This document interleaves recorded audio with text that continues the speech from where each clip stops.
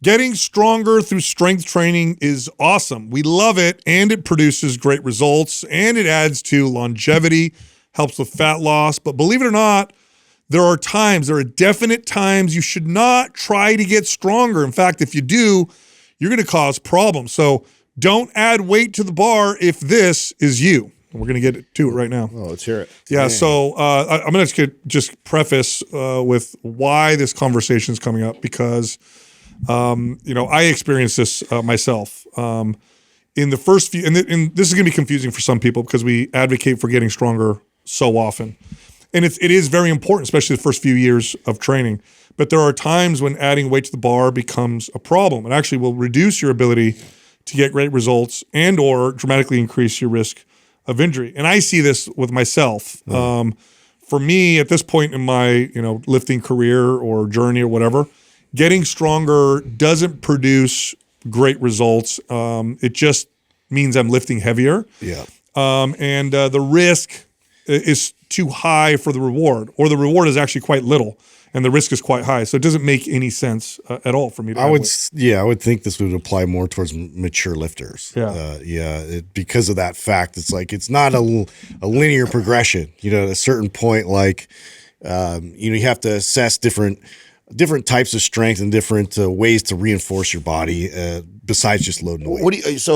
What does a mature lifter look like? Like, is it years? Is it a certain level of development in the physique? Like, how would you, because I agree. Yeah. And much of my lifting looks like that today. Is just like, it doesn't make sense for me to push to the limits of, or chase a PR, or like, it doesn't make sense at all. Now, I'll tell you what, that justification for me is, I built the physique that I wanted and enough muscle, and so it's really easy for me not to. It's just like, I don't need to. Sure, I'd like 10 more pounds of muscle, but it's not that big of a deal to me. Not like it was when I was, say, 22, and I was like on this mission to build so much more muscle. So it's really easy for me to be like, I don't need to push those limits. Like, it was more of that than it was like a years that I've been lifting or something. No, totally. So that's actually the third point. So we'll fast forward to there, and then we'll touch the other ones. So strength is very closely correlated to muscle gain, okay? And strength is the best correlate for longevity. When we're looking at physical performance, it's not muscle, it's strength. So when we look at like muscle mass, what we're really trying to look at is how strong you are. This is why a grip test is a better predictor of mortality than just muscle. It's the strength that produces longevity. It's the strength that builds muscle. But this is mostly true for the first few years of training. So to put it differently, you don't get stronger. If that were the case, every guy in this room, we've been working out forever, we'd all be able to bench press 5,000 pounds. I'd be up in the 1,000-pound club, dude. That would have been awesome. It just doesn't work that way. So for the first few years of training, this is important. So like the best results that you could possibly get through strength training for probably your first, 2 to 4 years, and this could change depending on your age and all that stuff, but the first few years, I would say, generally speaking, of training will come from getting stronger. So you should try to get stronger for the first few years, at least. After that, it doesn't make much sense. This is true if you're already super strong, which we'll get to in a second, and also true if you're just very experienced. Now, this doesn't mean you can't build more muscle, because the strength to muscle correlate actually starts to weaken the stronger you get. In other words, to go, let's say I'm a regular dude. I'm in the gym. I'm trying to build my chest, and I can do 10 reps with 135 pounds. To go from 135 to 225 pounds on the bench, I'm going to see a lot of muscle on my body. Yeah. To go from 225 to 315, I'll see some muscle. To go from 315 to 405, I'm not going to see that much more muscle. I'm just going to get stronger, but I'm not going to see this huge gain in muscle mass. This is true for every single lift. So if you're already really strong, then getting stronger is just getting stronger. It's interesting because I see this like so clearly with powerlifting and the pursuit of just like, being able to achieve these, these PR lifts like continuously, and like you do get strong and you do get like that specificity of really focusing on that. Like you'll build up to the point where you get really strong at those lifts. However, now it's taking away functionality. Now it's taking away joint health. Now it's taking away, like, there's a trade-off to that, like past a certain tipping point. And so it's like, yeah, even if you can get stronger, you know, now you have other things to contend with. And it's like, is the juice worth the squeeze in that regard? There's got to be a good graph or formula for this. You know, because you did a good job, in my opinion, of describing that. Because I would agree with, but is that more close to us? Maybe that's why it resonated with me when you said it. I'm like, yeah, that feels. You're right. Like the difference of, I mean, just getting to a 135 bench. Whoa, what a big difference that was. Just to put the two wheels on. I remember like the development of like my chest, and then I remember getting up to 225. Huge leap. 135, 225. Huge leap. Difference at 220, 225, 315, definitely starting to get there. Anything beyond that, it's like you don't see any. And now it's like that's when I started hitting over 300 pounds. This is when aches and pains and started noticing. You're just lifting more. Yes. Yeah. So but that's my journey, right? Like maybe. So I thought heavily about this because this is so different from person to person. Right. Yeah, it is very because some people are just based on their leverage, just how their CNS is. Yeah, their morphology. Now I know what my numbers are, so I can give you my numbers. In fact, I was having a conversation with my cousins this morning because there are certain numbers that when I get close to them, I just end up feeling my joints. For bench press, when I get around 300 pounds, it makes no difference. Now I'm just wasting time. I'm just starting to hurt. When I get my deadlift close to 550, 570, it's like, what am I doing here? I'm just starting to increase my risk of injury. My squat, when I get it closer to 400, and those just seem to be my numbers. Yeah. They just seem to be my numbers. If I go beyond those, I can lift more weight. I get no more gains. I just hurt more. Yeah. And so it is different from person to person. But I think you'll know this for yourself. Like you've been working out for a while. You're like, yeah, this is really strong for me. Yeah. Pushing beyond that, you're just lifting more weight at that point. Yeah. As far as experience is concerned, unless you're a kid, I said around 3 years. Well, if you're 16, you probably want to get stronger till you're in your mid-20s, right? Yeah. But if you're an adult, you're not going to actualize your true potential for a while. If you're an adult, like the first few years of your training, get strong. That'll give you the best results. After that, you could still get great results, better results, by not focusing so much on getting stronger, by focusing on things like technique, range of motion, different angles, different styles of training is where you're going to get your gains. It's not this your recruitment. It's not this straightforward, like, let's just get strong. Now, you said 2 to 4. The number that came in my 2 to 4 years, the number that came in mind was 3 to 5 for me right away. And I guess the way I thought about it is, and like, so why someone at 2 years versus someone at 5 years? I think it has to do with how consistent you truly are. Right? Like 2 years dedicated? Yeah, exactly. But that's, to me, and the reason why 3 to 5 years came to my mind is because like very few people I don't miss a workout for 2 years, and diet, and they're dialed, right? So it's like, if you're super crazy dialed, you could start to get to those peak PR numbers or reach potential, diet and training for 2-3 years in a row. But most people, you'll probably be able to focus on this for a good 4 or 5 years, being relatively consistent. Agreed. Yeah, because most people aren't that crazy dialed in for that many years. So that was why I thought like 3 to 5. 100%. Now, here's another time you don't add weight to the bar. It's when your form isn't perfect. Okay, not good, but perfect. So what people need to understand is that when you're holding a weight, the joint that's moving, it's a lever. Okay, in other words, if I'm doing a curl, the elbow joint is moving, the dumbbell is in my hand. So there's a lever there, meaning that the weight that is the tension at the elbow is actually higher than the weight that's in my hand. So a good example of this would be like picking up a broomstick. If you pick it up in the middle, it's kind of easy. You pick it up at the very end, you try to lift it so at the end comes off the floor. Suddenly it feels a lot more difficult. There's leverage that's happening there, and it's a disadvantage. So let's talk about a barbell squat. If I have 200 pounds on my neck, or on my back, I should say, the tension at my spine, especially my lumbar spine, is actually a lot more.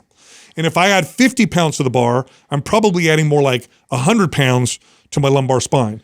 And if my form is off by a little bit, now that extra 100 pounds becomes exponential. So I don't know if you guys have ever seen those diagrams. Chiropractors will have them where like forward head, and they talk about how much weight is on the neck every time the face moves forward. Just by the average, the head weighs like average 8 pounds or something like that. And it's like you're putting 30 pounds of stress because you're So it's like that. So it's like you need to have good form when you work out. When you get to heavyweight, you need to have perfect form.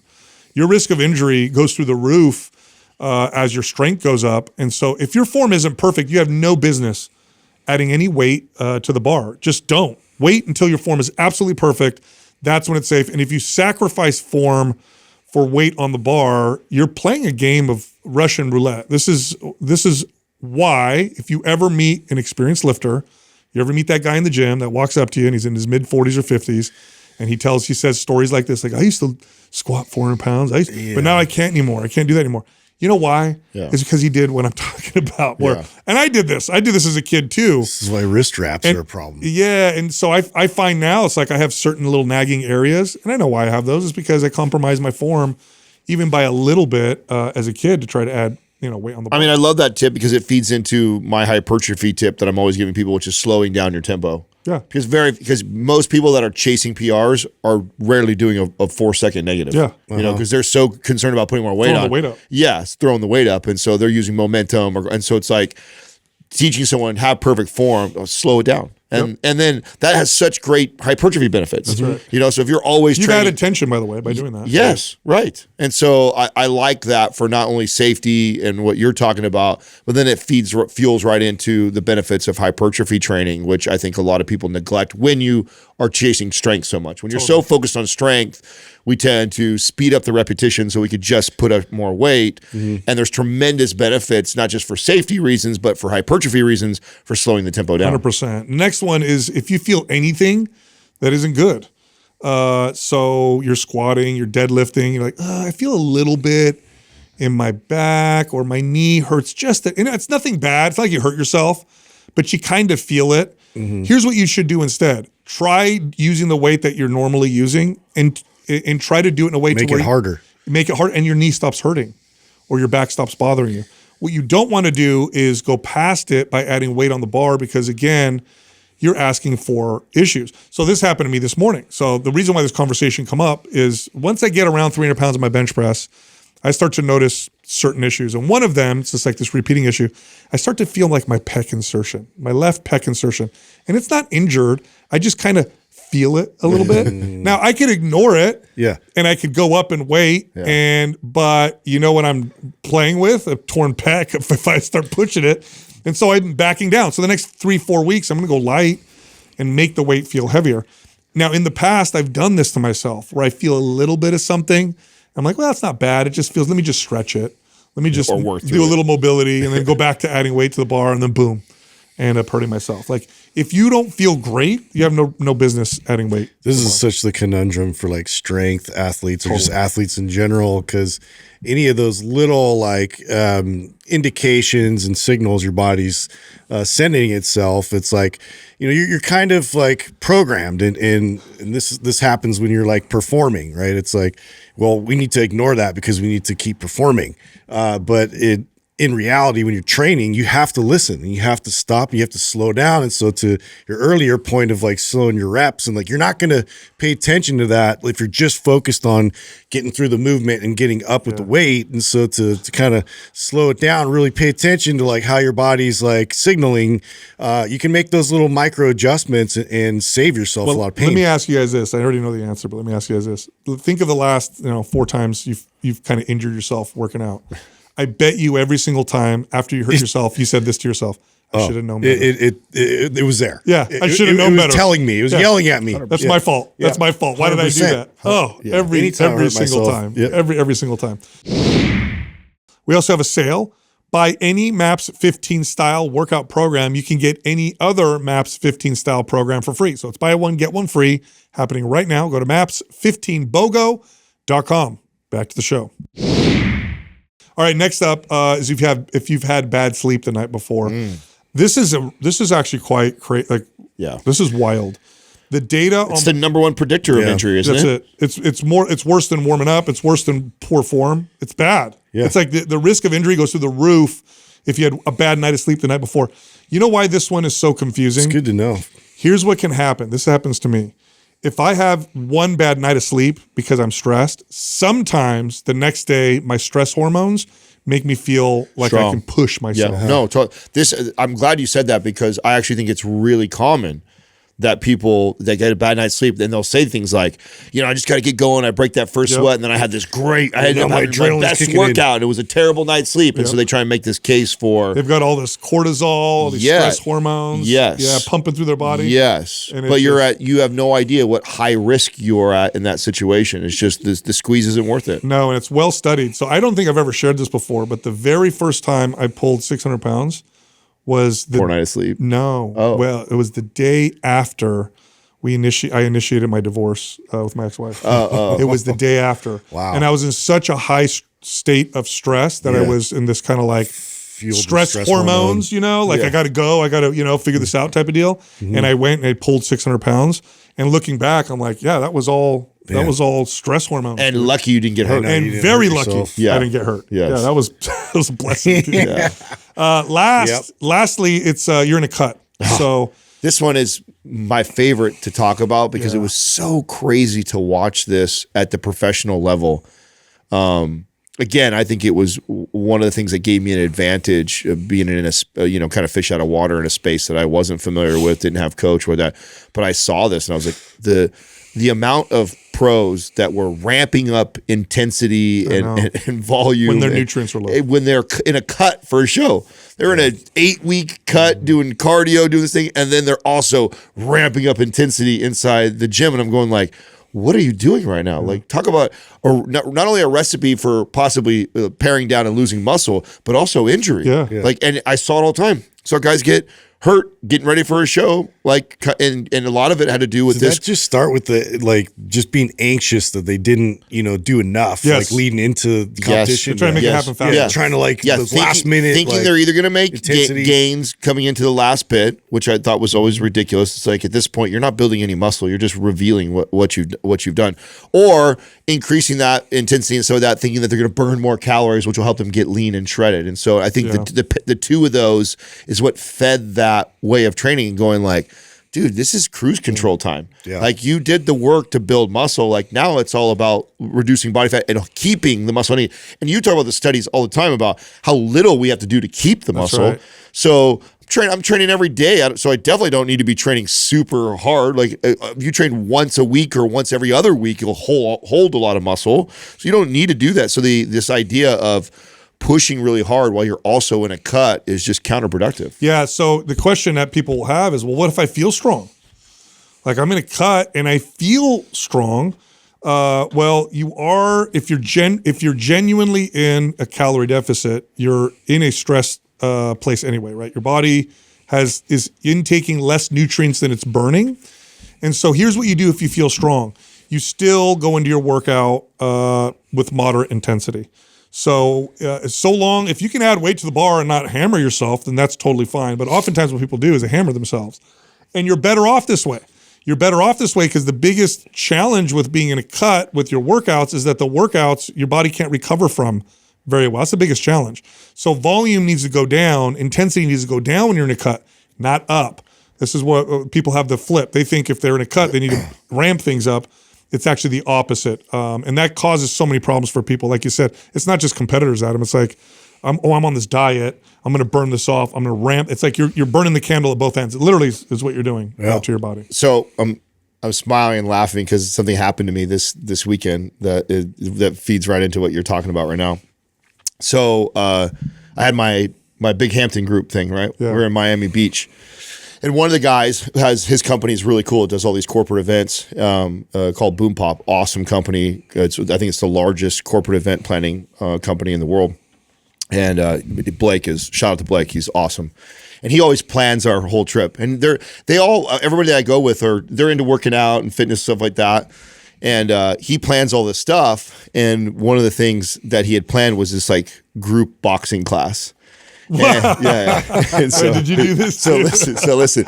And the box each other. And so, I'm on a trip, right? So one of the things I do when I'm on vacation like this is I'm not getting all my meals. So I already know that I'm like lower calorie, lower protein, and Time so difference. yeah, and didn't get good sleep at all. And so I went in and I got my lift in the morning and followed that up with a good breakfast and a protein shake, so I at least get some protein. My lifting was very moderate, like I wasn't just all the points we're talking about right now. Yeah. I know I'm not slept well. I know that I'm under caloried and stuff like that. And so, and then the second day there's this boxing class, and I'm just like, yeah, I'm not going to that. You know what I'm saying? Yeah, I'm not. And I don't want like. And you're the fitness guy. Yeah, and I'm the fitness guy. And so there is a part of me that's just like, you should probably run it by me and ask me some questions, because I'll tell you why none of you should probably go to this class, right? That's bad for all of you. Yeah, this is not good for, because I know what everyone's goals are, and I'm like, this is not a good idea if you want to, you know what I'm saying? So, but I don't. I just like I want to bow out, and then like he like made me feel guilty because he paid for it ahead of time, and so like I don't show up, and I Venmo him money for not going, stuff like that. But I could tell he was a little frustrated and upset that I didn't go, and I feel bad because I also don't want to be that guy lecturing everybody on the thing. But the logic that's going through my head is exactly that. It's like, why would I? My goal is to be muscle sparing on a trip like that, right? Yeah. And or build. I'm not in like lean out, get smaller guy version right now. I'm in smaller me already, so I'm already trying to preserve what I got. and I had already trained that morning, so I already kind of know like what I should or shouldn't be doing for the rest of the day.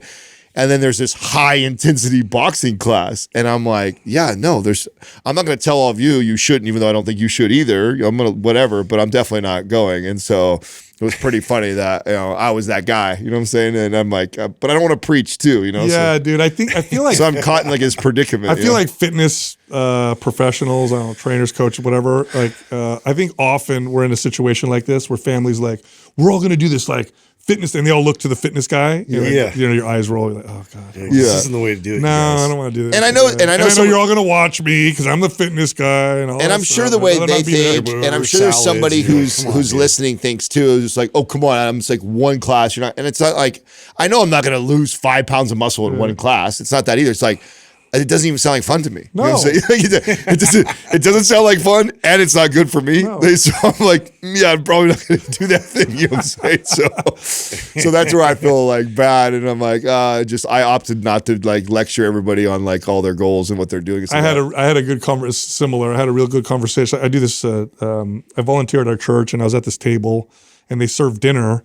And so we all had dinner, and then I had like a couple bags of chips because I barely had any dinner because I'd eaten before. They had potato chips there, and so I had a couple bags. And of course, and I'm not even thinking about it. I'm just like, whatever. It's 2 small bags. Who cares, right? Yeah. I'm not even thinking about it. And of course, one of the guys looks at me and he goes, I feel so much better now that I see a fitness guy like you eating 2 bags of chips. Yeah. So I'm like, I said, so we had a nice conversation about nutrition. I'm like, I almost never eat this. I said, but also, I have the ability to eat stuff like this. It's not that big of a deal because of these. And so we had this wonderful conversation. People think that fitness, like being fitness minded, means that you're like this crazy rigid like a robot. Yeah, like perfect. And I'm like, that sucks. Does anybody really want to live that way? That's not what I preach. Bro, we're so aligned right now in stories. So listen. So did they see you eat cake? No, listen. So now I'm in the airport. This is me getting ready to fly back. So I'm getting ready to fly back. I'm where you go to get on the plane, right? Waiting. It's like 10 minutes till we're boarding. And I'm leaning against the wall. My head's kind of down. I'm like looking at my phone, so like that, and I'm holding a bag of Doritos because I had just got a chicken sandwich, and it came with chips also. So I'm holding this bag of Doritos, and I'm just sitting there. Protein Doritos, and this and I'm right on a corner of a wall, and so this couple comes up, and they're in the corner of my eye, and my head's down, and they're like, "Is the plane boarding or not?" And I look up, and the couple goes, and they point at me. They're like, mind pump? Yeah, like, yeah. And I'm like, yeah. So I introduced myself. And while we're talking, I could see them like looking down at me holding this bag of Doritos and saying the whole time while we're all talking. They were super friendly. Talked to him for a long time. Actually, the guy it was so great. The wife turned him on to the show. He was a pilot. And so they were looking to see if they could jump on the plane, and I forgot where they were going hiking somewhere, and they were just making a stop along the way. Great couple. And he's a pilot, super in good shape, and he helps other pilots stay in shape. Takes a lot of the information and stuff that he's learned from the show and applies it to the clients and things that he helps out. But he specializes in helping other pilots stay fit and get in shape. Oh, that's cool. No, I invited him to come down. And I said, hey, you guys should come for a live recording. He had emailed me already, so I'll set up a time. So hopefully you guys get a chance to meet him. Well, but I thought it was so funny just so random like that. And I did end up eating him, but I was like even on the fence of like throwing them away. And I'm like, I shouldn't throw these away. I'm gonna snack on them. But I could see I them. don't have a lot of stories like you guys, but because my physique's a little different. But Shut up. but I do get all the time. It's really annoying. Like when I go to buy energy drinks, I get a lecture from like the gas station guys. Like, what? These really aren't good for you. You've tell me all these things you've You read. tell me and all he's this a stuff. terrible entrepreneur. Yeah, I I'm was buying it like- from your store. Well, I was gonna say that if the person who thanks for owns the that gas station would be pissed. The person who owns that gas station would be pissed. He'd be doing I that because know. that's how they make their money. They don't make no money on gas. Exactly. Yeah. That's it's funny. it's bizarre, dude. Like I've gotten so much grief every time I drink an energy drink, and I'm just like, that's interesting. Dude, that's hilarious. This is not the same. This is not the same at all, but it does remind me of this one. I used to have this client who was an oncologist, so cancer doctor, right? And great guy, super great guy. Obviously a stressful job. It's like I can't imagine a more stressful doctor job that you could do, right? And I'll never forget. We were scheduled to train. The client that I had before him didn't show up. So I go for a walk, and I walk by him, and he's out like nearby smoking a cigarette. He's a cancer doctor, and I'm, Oh my God. yeah, dude. And I'm like, oh my God. I remember thinking to myself, like, how could you? You scratching your head. Yeah. like- So he came in, and we start working out, and I knew the guy. I was friends with him. We've been training for years. I'm like, dude, I got to tell you, bro. So I walked by you. I saw you smoking a cigarette, dude. I said, aren't you like you know the stats, right? I'm like, aren't you a cancer doctor? And he goes, yeah, that's why I smoke.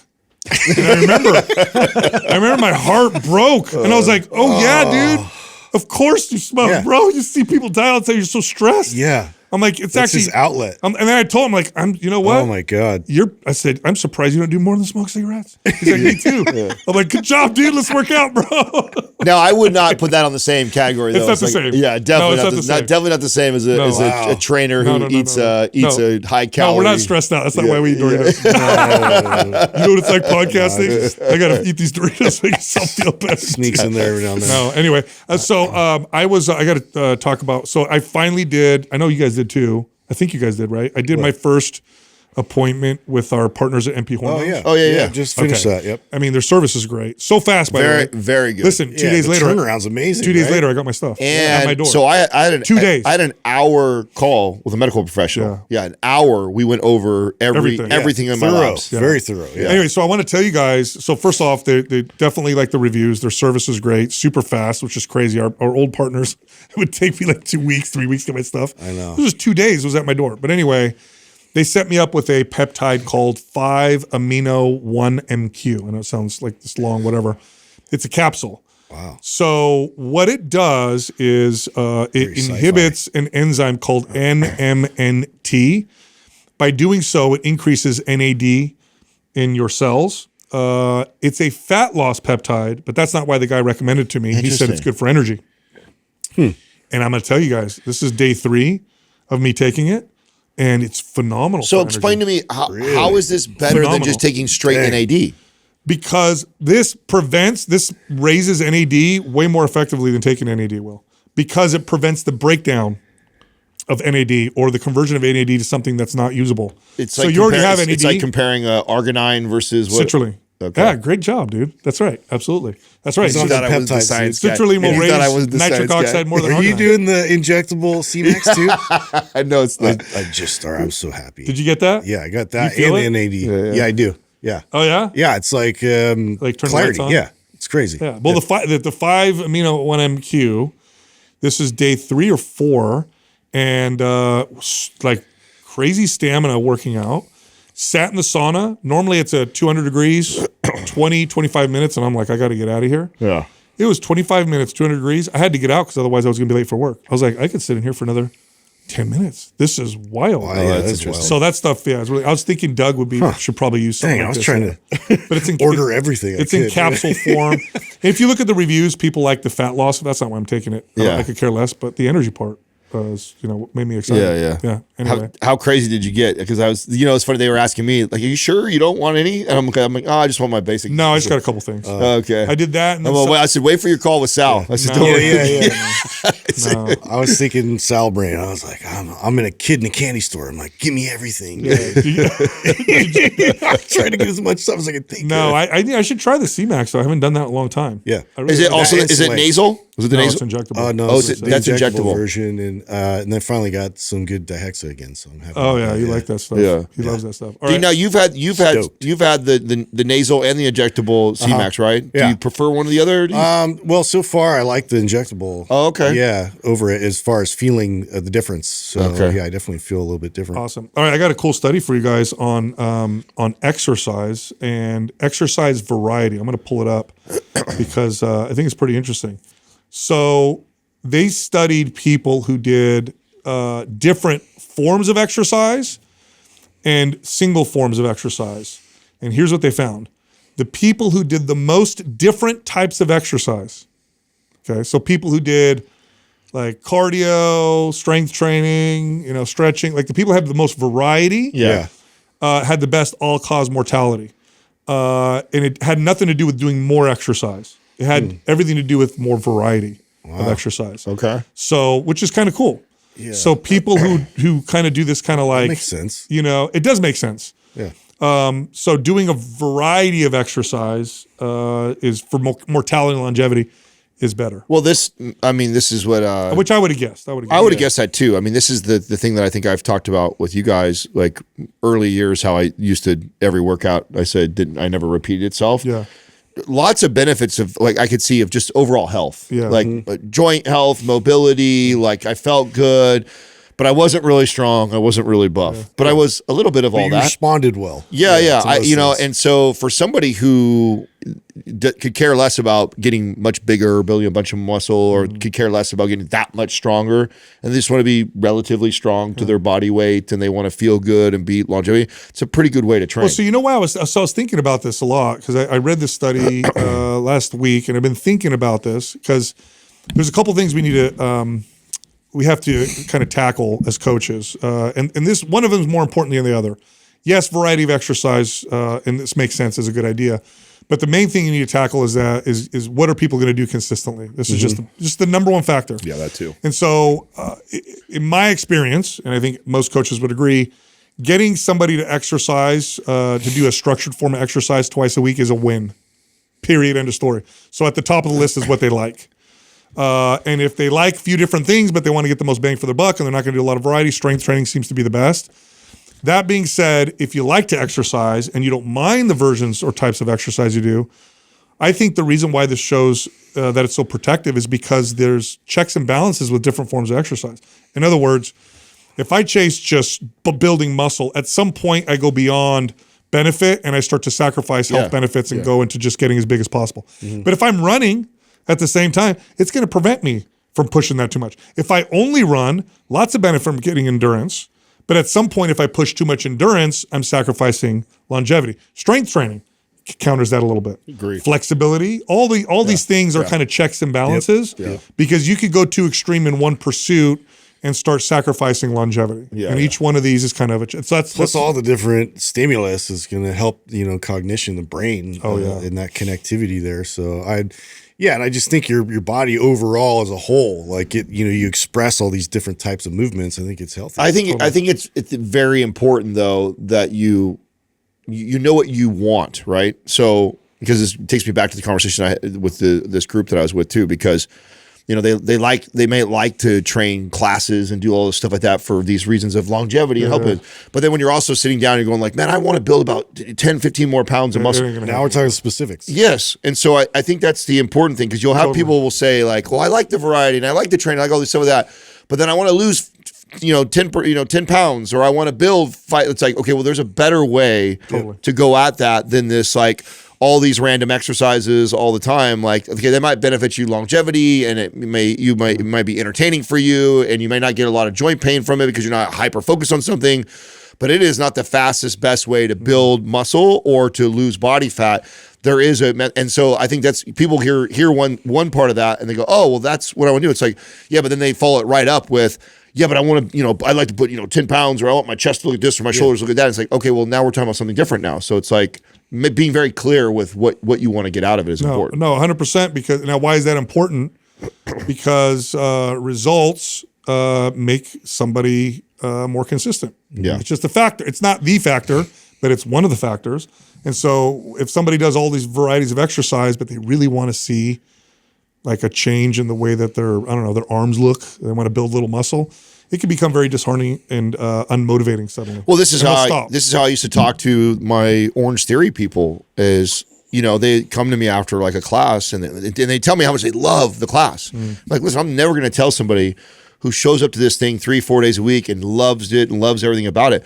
But then you're like, hey, I'm having such a hard time. I can't do this. I can't do that. And you're starting to feel disheartened? Yeah, exactly. It's like, well, if you're okay with how you look, how you feel from showing up to this class all the time, then keep going for it. Keep doing it. But if you don't like the way you look or feel and you're doing this, there's a better way. And so like getting them to understand that, like in every case is going to be different. Totally. Doug, have you been using the TMG from Yeah, Row? I've started to use it, yeah. Okay, so I'm reading more about it. What is that? What is that? So betaine is another name for TMG. You brought that up once before, but I don't remember. Yes, so I have some studies here because Doug was kind of talking about it. How long have you been taking it now, Doug? Just for about a week now. Okay, are you noticing anything with your workouts yet?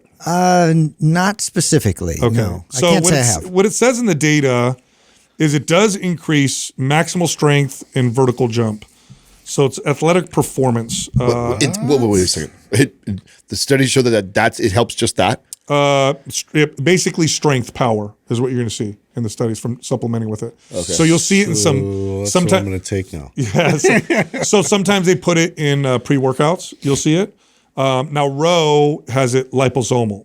So the dose is more of it's going to get absorbed in your body because it's protected by these kind of like these little lipid molecules. What mechanism is what is it doing? Methylation increases ATP production. Your body uses really creatine. like creatine. So paired with creatine. Paired with creatine is amazing.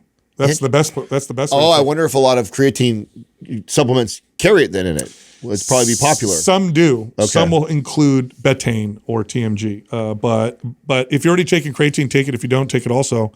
It's got all these athletic performance benefits. Interesting. That's why I was wondering. Huh. Yes, Thomas DeLauer has been talking a lot about it on Instagram. So I've been seeing his stuff come up. And one of the things that was interesting to me is the body recomp aspect of it. Yeah. Losing body fat.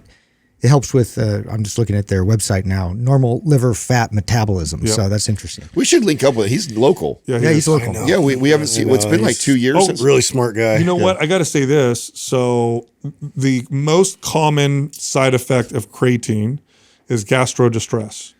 And so some people will have to take smaller doses throughout the day. It's very common. By the way, you take a big enough dose of creatine, everyone's going to get that. So like if you're taking creatine for brain health, you got to probably take closer to 10, 15, maybe 20 grams a day. You take that all at once, you're going to have some stomach issues. We're getting messages from people who are using Rose creatine, and they're saying that they don't get gastro distress. Wow. Because of liposomal? Might be. Because the liver So they're system. trying the bigger doses with Row, and they're like, I have no stomach actually issues. didn't even think about that. Yeah. And I didn't notice anything. If I do the gummies, I have to break it up, which is If you not take too many at once, then Yeah. Yeah. But I can drink a big Cramps dose. up on me. Interesting. I didn't even think of that. Yeah. So I've gotten a few messages from people who are like, hey, I've tried the larger doses with the Row and it doesn't bother my gut. And I think it's because it's liposomal. Yeah. So, which makes sense. Which kind of makes sense. It's still the same, still creatine monohydrate. Yeah. You're not going to, it's not like it's going to give you Yeah, but that's good to know because there's times where I'm taking it and I'm thinking like, okay, I want to boost it, especially after like a poor night's sleep, right? So that'd be a time I'd want to do kind of a mega dose. That would be a better way to do it. Yeah. I didn't even think of that. Yeah, cool. Huh. So That is cool. I read something the other day that I wasn't fully familiar with. So do you guys know who Pope John Paul was? Do you guys know him? Yeah. One of When my we were favorites. kids, he The was name, yeah. Okay, so he was famous for a few Yeah, different the reasons. Pope Mobile. Yes, after him. After you got That's right. So a Assassination couple things he attempt. did that were really interesting. One was he gave a speech in Poland, I believe, that people believe, historians believe, was one of the contributing factors to the fall the Soviet Union. of the Soviet Union. In Poland, in communist, territory, he had people chanting, like millions of people chanting, "We want freedom, we want freedom," which is like you say that in a communist country. And but anyway, so there's that. Very brave guy. So there was an assassination attempt on him in 1982. Maybe Doug, you can confirm this. So he got shot. Dude in the crowd pulled out a gun. There's a picture of this guy holding a gun, like you could see when the guy shot him. He gets shot. Was it 1981? Let me see here. 45 years ago. So let me just see. Yeah, it said it earlier when you were in the. It was 1981. Okay. Yeah. Mm-hmm. So he gets shot. They rush him to the hospital, like straight in the chest. The surgeon pulls out the bullet, and he said that the bullet went straight for his artery and went around it. So it went for the artery and then went around it. He's like, I've never seen anything like this. It's so wild. This should have totally killed you. So of course the Pope's like, it's a miracle. And he's got this famous quote where he says, one hand pulled the trigger, and another hand guided the bullet, which is kind of cool. Mm-hmm. So anyway, there's a picture of him with the guy that tried to shoot him. He met. Wait, that's a picture of him with the guy who tried to shoot him? That's right. He didn't try to shoot him. He actually shot him. Sorry, he didn't shoot him. He visited the guy in prison.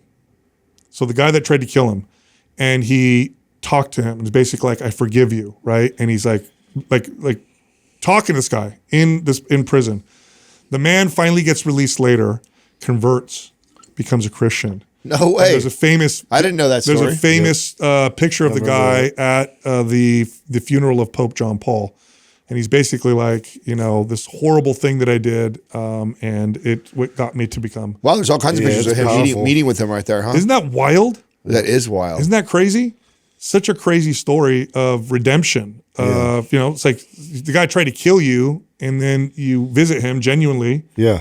And it changes the man. It's sad we don't hear more stories like that anymore. I didn't know. Did you know that story already? Yeah. Oh, you already knew? I didn't know that story. There's another crazy story. You can watch the video. People can look this up. You can hear these guys get interviewed. You guys know who Billy Graham was? Yeah. Mm-hmm. So like greatest evangelist of modern times. There were these three men. I don't know where they were. They have an English accent because I watched the video of these guys. They went to one of his. I don't know, what do you call it when he's speaking to like huge stadiums? What is that, like a big like an altar call, or I don't know what it is, like evangelist event or something. Yeah, he would do these all over the world, right? Yeah. These guys showed up with a gun, and they're like, when he does the call. So at the end of him preaching, what Billy Graham would do. That's the video right there. What Billy Graham would do is he'd call people up to accept Christ, right? Yeah. He'd say, "Come up," and whatever. And so they're like, we were going to wait till he did that. We were going to walk up and shoot him. We hated him. We wanted to kill him.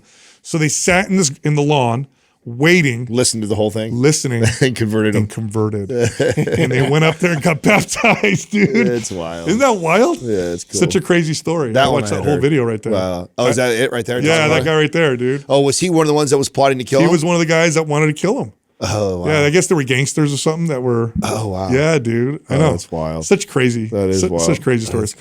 Anyway, I'm going to change topics here a little bit. I want to talk about a strategy. I don't think it's a long-term strategy, but it is a strategy that people can use to help them with fat loss. And I don't like talking about it too much because people can get carried away with it. But it is a strategy, and it can be used, especially initially when you're trying to get things kind of under control. And that is to replace one of your meals with a meal replacement shake. Now, people have gone too far with this in the past, but I've definitely seen this be a successful strategy to with some of my clients, and I've gotten them to move from there to whole natural foods, but just as a way to get them to get things under control. I'll tell you a way I've done it as a strategy where I like it is post-reverse diet. So what I'll do, and I've done before with somebody, is slowly increasing their calories through whole foods like we all talk about, get them up to a place. Let's say I have a female client that hires me and she's at 1,800 calories. And over the next 6 months, I get her all the way up to like 2,700 calories. And she's like, this is so much food. And like a good place to go because it's so much food, and I still want a protein is I'll take one of those meals and replace it with like a ready to drink or a shake. There you go. Some sort of a drink. I've never done that. Oh yeah. Oh, that's great. That's a great way idea. to cut the calories back, still get protein intake in, easier for them to digest so they're not force feeding themselves more food. And then it's a nice way for us to start to lean out. It's a perfect way after a reverse diet. Here's how I've done it with clients. So I've done it with like clients that really struggle with nutrition. And then the conversation typically looks like this. I'll say, okay, which meal is the most difficult for you. And typically it's breakfast or lunch. Yeah. Sometimes it's later, but typically it's like breakfast. I'm coming out of the house. I don't eat anything. Then I overeat later, or I grab this really fast garbage food. Yeah. Or it's lunch. I don't pack a meal. I'm terrible at meal prepping. Lunchtime, I end up ordering out or whatever. So with these clients, what I've done is I've said, okay, here's what we're gonna do. We're gonna do a meal replacement shake in the morning. Yeah. Or for lunch, you're just gonna have a meal replacement shake. Yeah. And it worked for a lot of these people. And what I mean by worked is it was a good bridge. Yeah. It was a good starting point, and then we moved to different behaviors. Now, here's the key with this is protein shakes are okay, but they're not a meal. So protein shakes are just protein. And what you want if you have a meal replacement is some carbs and some fiber and a little bit of fats with your protein. It's going to produce more satiety, and it's a more complete meal. It's not just pure protein. Yeah. Because sometimes people use just protein. Yeah. You explain the differences. People have heard us talk about. So example of that would be like Huel. Huel is a meal replacement is shake. an actual meal replacement. Then you've heard us talk about things like whey protein powder, which That's is just protein. just protein. And so this is different. And then so you have to explain the difference. What's the benefit? Why would I want meal replacement? Because I'm going to get some carbohydrates. I'm going to get a little bit of fats. I'm going to get some fiber. And so it's going to give me more satiety, and it's more of a legit meal because it's more complete. Like you would never have a meal that was like a boiled plain chicken breast, It would always include some other macros in there. Yeah. And so Huel is much more of an appropriate, that's a good example, much more of an appropriate way to do this. What is their macro? Could you pull up their site, Doug, real quick? What is their macro breakdown? I know they're high protein, 35 to 40 grams. Yeah, 35 grams protein. 7 grams of fiber. Yeah. And look up their complete macros, Doug, if you can, because there's also a little bit of fat, some there you go. Yeah. What do we got? And let me pull it up. It's pretty small here. Oops, I just made it smaller. So one bottle is 400 calories, which is a meal. Yeah. Versus a 160 calorie, just protein, nothing else. Yeah, clients on the go, that was always like hard, you know, when they make bad decisions. And so to have a replacement was always a good option. This is also vegan too. So Yeah. Can you read that, Doug? Yeah, so you want all the macros in? Yeah, protein, fats, carbs. So fat 17 grams, carbohydrates it looks like 30 grams, and protein is 35 grams. There you go. Plus there's some other what's their micronutrients. Sal, what's their protein blend? What are they using? Pea protein is one of the main. So pea faba pea faba beans looks like the pea main protein's ones. got a pretty good amino acid profile for vegan protein, and it tastes really good, which is important. They do taste good. It's important. Yeah, they do taste People good. need to eat something. They have a coffee one that did you finally get a chance to try? I've never tried the coffee, but I've just been avoiding the caffeine. Probably is the real reason. I haven't done that. It's not a lot of caffeine. Yeah, is it? I'll try it maybe after this. I actually didn't even check the amount of caffeine, to be honest with you. That's in it. Justin are immune. Yeah, I know. I knew it wasn't no high caffeine. So More is better. To me, I don't count under 50 grams, dude. This doesn't count. It's got to be at least 100 at least for me to even count it. But it's the flavor I like. I like coffee flavored stuff. So the iced coffee one is bomb. Have you guys ever used? Maybe Justin, you have. We've used bands to add resistance to the bar. Probably the best. Have you way to done do reverse bands? Reverse bands. Yeah, where it helps you, assist you. Oh, yeah. I saw you doing your video on the made bench. fun of one time because I posted a video about that when I was doing bench, and I was just like, I was inside the rack and I had it set up, so I could, and I was just experimenting with it because I had seen powerlifters do that before. You know what's weird? So you would think it doesn't matter. Yeah. If I put bands to add resistance. Oh, it's or totally if I put bands it's totally different. It feels way different. Yeah, it way does. different. But here's why I would think it's the same, because if it's pulling up, it's going to pull up the hardest at the bottom. So it's going to make it heaviest at the bottom, lightest at the top.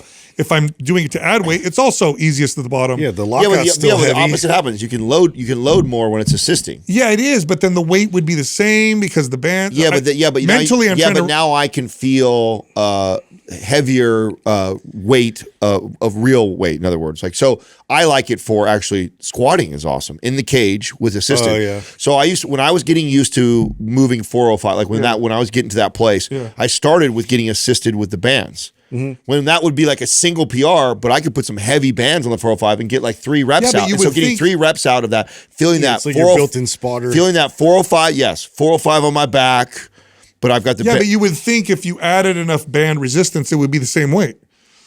So I'm trying to. It is, but it's a different field. Now I have 315 on my back, and I'm adding bands. Yeah. So sure, at the top they both feel the same, but that's not what I want to feel. What 405 free weight feels on my back. So when I unrack it, I'm feeling like we're at the top where you're re-racking and stuff.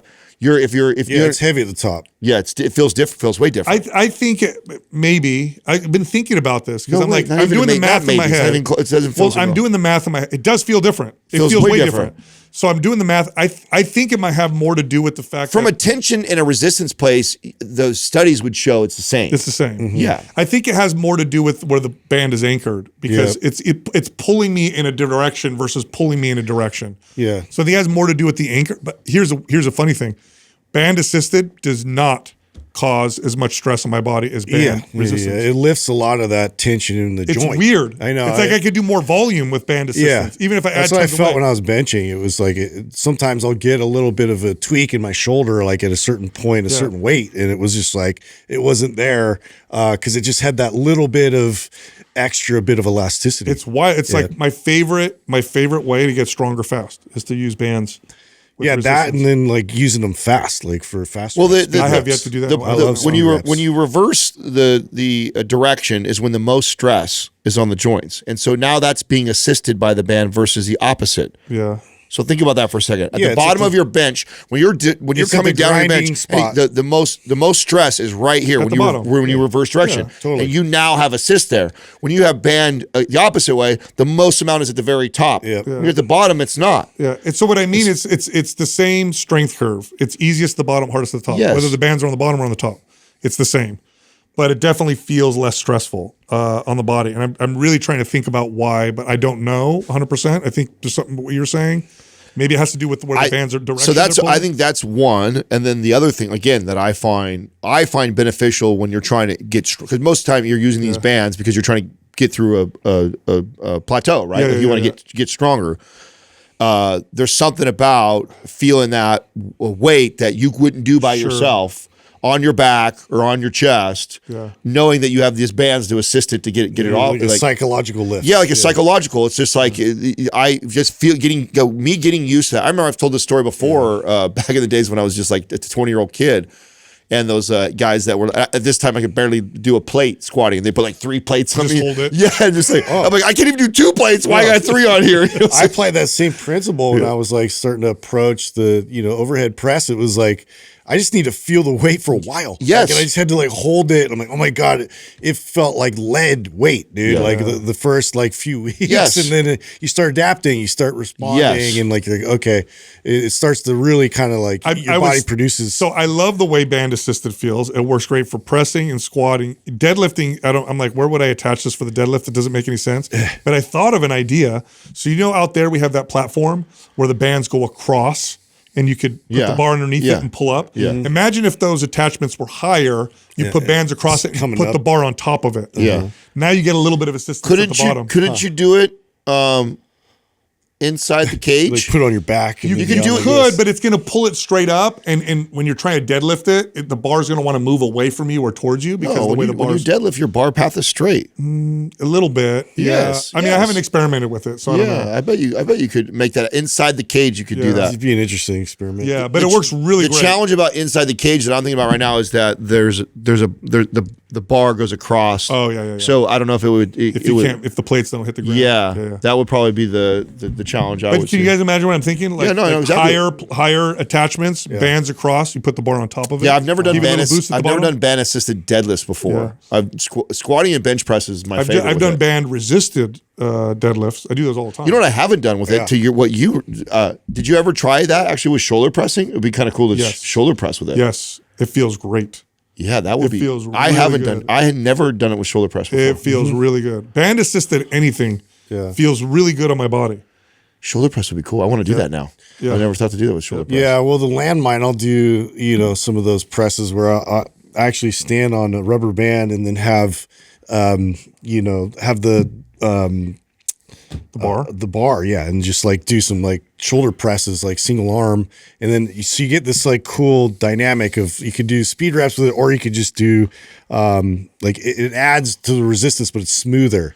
Yeah. And so, yeah, it's a totally different feel, but I've experimented with that. Yeah, you know what's cool about what we're saying? So if somebody listening right now has a home gym and you want more variety, bands are phenomenal and they're cheap. You can go on Amazon and get yourself a thick pair of like weightlifting bands. Yeah. And with your cage, you can do all kinds of everything cool up. stuff. Yeah. We also sell them too. Yeah, we do. Do we have just the bands? Or do we have the ones with the handles? No, just bands. Then go on our site. Yeah, no. Go on our site. Yeah, we got the best ones.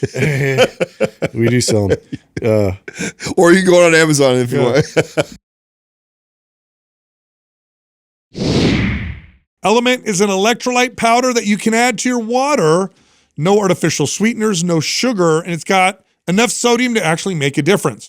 So this is great for eliminating headaches, muscle cramps, fatigue, or other symptoms of electrolyte deficiency. So who could benefit from this? Well, if you have a low-carb diet, if you eat a lot of whole natural foods, you don't eat a lot of processed foods, if you sweat a lot, you work out a lot, this can make a difference. And again, no calories in it at all. It's just electrolytes with 1,000 milligrams of sodium. Go through our link and get yourself set up. Go to drinklmnt.com/mindpump. That link, you'll get a free sample pack of their most popular drink mix flavors with any purchase. Back to the show. Our first caller is Sarah Beth from Mississippi. Hi, Sarah. How you doing, Sarah? Hi, guys. How are y'all doing? It is so cool to meet you. Yeah, awesome.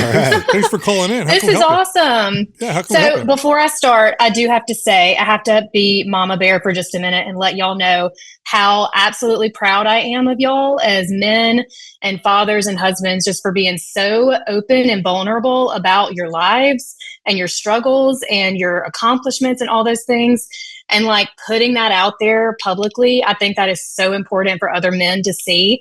And I just thank y'all for being a space for that. That is doing so much good work out there. If you ever, whatever you do with Mind Pump in the future, please don't ever change that. So Thank I you. would say that. Really Thank you, Sarah. Thank you, Sarah. Okay. So my question is, what does a good, appropriate cut, maintenance, and bulk look like for a very short female?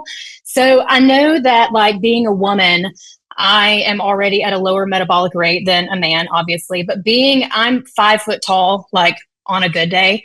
So that puts me at like the lowest of the low when it comes to metabolic rates. And I feel like all the fitness content out there is geared towards like the average male or the average female. So I feel like whenever I hear these goals and numbers and everything to reach, I almost have to like filter it of like, okay, like that's a good thing, but like it doesn't completely apply to me. So that's kind of my question. And I wanted to give you a little background information on myself, just so you can know kind of where I'm coming from a psychological standpoint with my question. So I'm 34. I was overweight my whole life. My heaviest point was in 2020, about a year after I had my daughter. I got all the way up to 248 pounds, which is insane to even say. I sent Doug pictures for y'all to see because it was insane. And I really got to a point where I was like, this is not healthy. Like, I've got to do something. So I didn't really know where to start. And I picked up a book about processed foods and it scared the crap out of me. So I immediately was like, all right, no more processed foods. That's insane. We're going to go all to whole foods. And that's the only thing I did. And over the next 3 years, I lost about 70 pounds just doing that alone. Then I got on Ozempic for 1 year. I gave myself the deadline of just 1 year. And in that 1 year of still not really changing anything else, still doing whole foods, I lost an additional 60 pounds. Well, when I got off of the Ozempic, immediately, of course, my hunger came back. And it kind of hit me. I was like, oh, if I don't like for real make like some lifestyle changes here, like all of this weight is going to come right back. Like, yeah, I've got to actually change something here. So that's when I dove into the fitness space for the first time. And I immediately like fell in love with it. I was like, how have I never discovered this before? This is amazing. So I started integrating kind of one thing at a time. I started by hitting, my goal weight and protein. And then I got my steps up and then just kind of incorporating other, movement type of things. And then it eventually led me to strength training. That's always the last thing for women is strength training. It was about 7 months ago that I started like a real structured strength training program for the first time.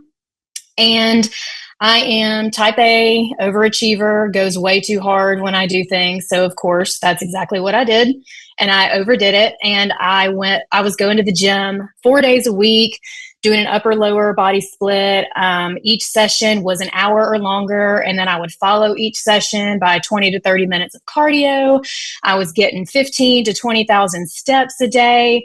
And the kicker is that because of my height, I would use, TDEE calculators, and combined with my complete fear of gaining any weight, I would not let myself go above about 13 or 1400 calories while doing all of this activity.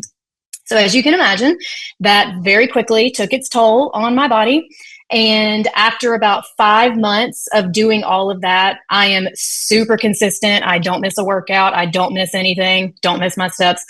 5 months of doing that, I wake up one morning and of course my body is exhausted. I'm underfueled. I'm, just completely worn out. I got out of bed and standing up too quickly, I passed out and fell face first, hit the floor and some other things on the way down to the floor. Had to go to the emergency room, a huge deep gash on my forehead they had to sew together. They took a CT scan. Thank God there were no broken bones or internal bleeding. But I had a very, very nasty concussion. And the doctor who, treated me after asking me, like, how did this happen? And I told her that little history of what I had been doing. She kind of looked me dead in the face and was like, I'm going to need you to go home and get in your bed and recover from this concussion, and then I'm going to need you to eat.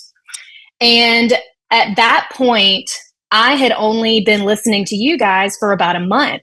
So I was just dipping my toes in the water. And, I had been hearing you telling people about reverse dieting and about, underfueling their bodies and how, you can try all you want to build muscle, but if you're not giving it enough calories, it's not going to happen. And you're going to put yourself in some real risky situations here. And after that accident, when I came home, it was like it hit me in the face. I was like, oh my gosh, they were talking to me. Like I always put myself out of these categories because I'm like, oh, I'm a short woman. It doesn't count for me. But no, it totally did. And I put my body in some real danger doing that. So I really, and at this point, I'm listening to you guys 24/7. So I'm like a sponge. I'm soaking it all up. So after I healed from my concussion, I completely revamped my strategy and my goals and everything here. I went down to 3 days a week in the gym doing full body workouts that only lasted 30, 40 minutes tops. I cut out all extra cardio, brought my steps down to about 10 to 12,000 steps, and I started my first ever reverse diet, which was terrifying, absolutely terrifying. But I looked at, what had just happened, and I was like, you got to do better. You're not treating your body with respect and well, and you're going to just keep driving yourself into the ground if you don't do something different here. So I very incrementally worked my way up, and I am proud to say that as of this week, I am at like between 1,900 and 2,000 calories, and I'm still going. We're still pushing. And just like you guys said, I saw all the things that you talk about all the time. My energy skyrocketed. My mood skyrocketed. I thought I felt great beforehand. I realized I didn't know what great felt like. My period normalized. My sleep got better. My strength. Oh, I'm not kidding y'all. During this reverse at some point, I can remember there was 1 week where I went to go do my hip thrust and I added a couple of pounds and I was like, I can go more. I can go more. I literally added 20 pounds to my hip thrust in 1 week, and then another, 15, 20 pounds to some of my other compound lifts in the week or so after that. Crazy. So here's where my question comes in. I believe it. I'm a believer. Reverse diet is the way to go. It's amazing. But I am still a 5 foot tall woman. And I listen to you guys advise women all the time. And, advising some women to push all the way up to almost like 3,000 calories or more in a reverse. And I'm looking at myself and what I'm eating now at 2,000. And I'm like, there ain't no freaking way that I could push myself, up to that point. And since, like I said, there's not a lot of content out there geared towards petite women.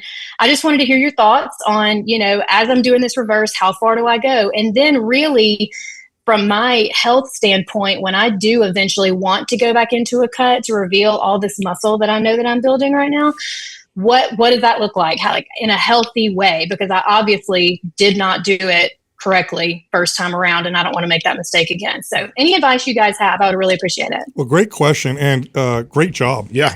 Really, Thank really, you. You're doing a really good job. It's Thank really you. hard to get out of the fear of gaining weight. And now you see. Yes. Now you see, Right. like, okay, that fear was, it was just that. It was a fear. It's not Right. happening like I thought it would. In fact, the opposite's happening. I'm stronger. I feel better. So here's the context with reverse diet, and then I'll get to kind of your question. The reason why we often recommend that women get up to 27, 28, maybe even 3,000 calories is because oftentimes women are interested in losing body fat. And so we just want to give them runway.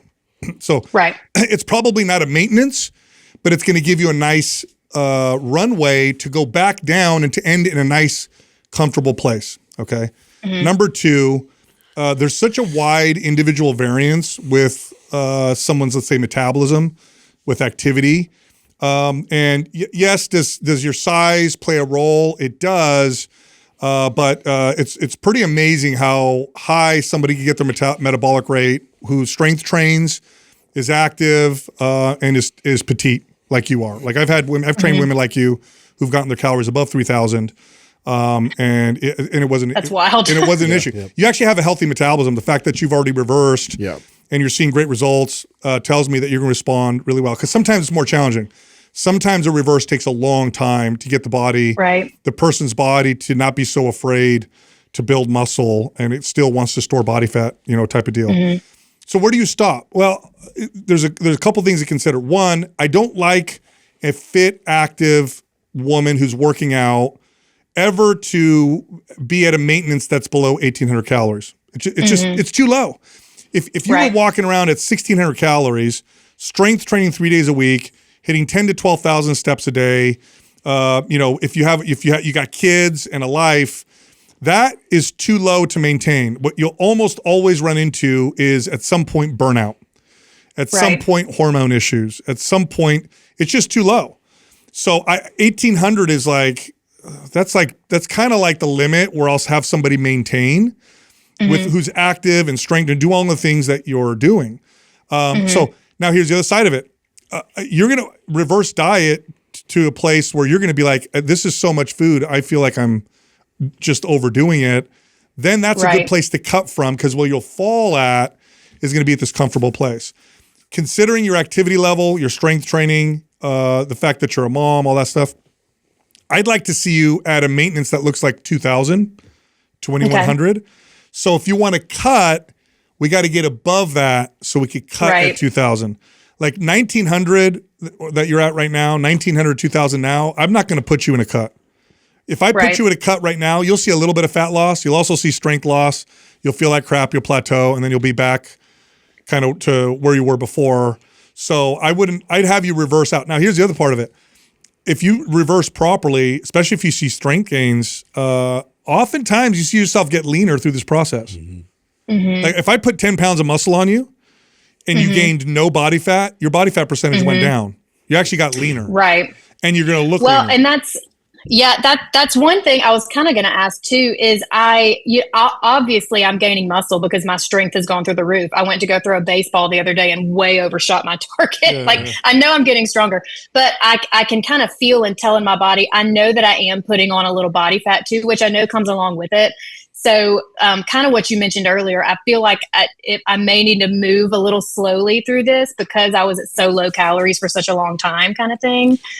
So, here's the deal. If I was coaching you, it would be based off of how well I could coach you through this process, because do you know what your body fat percentage is? You look like you're in the... I don't. Okay. If you're in the low to mid 20s, keep going. That's a good, healthy body fat percentage to be at. You look good. It's all good. It's fit. Everything's fine. Keep going. Now, if I'm coaching you and you're just like, Sal, this is too uncomfortable. I used to be overweight. I'm really scared. Then I might slow it down. Then I might slow it down. But if I could get you to relinquish control and trust the process. I don't care if I get your body fat up to 25, 26%, because I'm going to set you up for a nice cut later that's going to have you sit around 21%, 20% with a maintenance at 2,200 calories. Now you live your life and it's like, it's no big deal.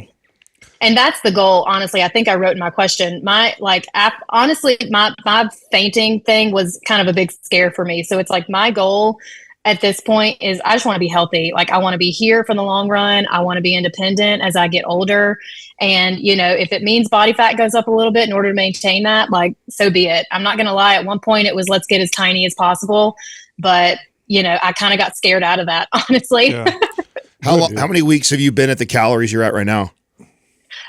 Here I've been probably 3 weeks. 3 weeks. So taking it, but you know, at the same time, because I restricted calories for so long, and this is kind of like I get more calories. I have kind of made the mistake of like, all right, my goal this week is 1,900 calories, but I can have the extra cookie or two, but I can have the extra. So, you know, in reality, if I average out my week, I've probably gone above a little bit. So, you know. And how during that 3 weeks is your scale weight kind of maintaining? It's fluctuating up and down a few pounds. What's it looking like? It's maintaining, honestly. If I do have a night where I'm like, oh, let's go get pizza, of course it'll spike up the next morning, but within 2 or 3 days it's right back. Yeah, that's and just so water. it's Yeah. So I would say it's maintaining. So that's okay. So kind of a good rule of thumb when I'm reverse dieting someone like you is that I want to increase you by about 200 calories, give or take, whenever we get to a place like this. When you are holding weight, scale weight, like you say you are right now, that you're feeling good in the gym, it's like, okay, let's go up another 200 calories. Then I'm going to hold there again, and you might see scale go up 1 or 2 pounds. I'm looking for it to level off again and hold again.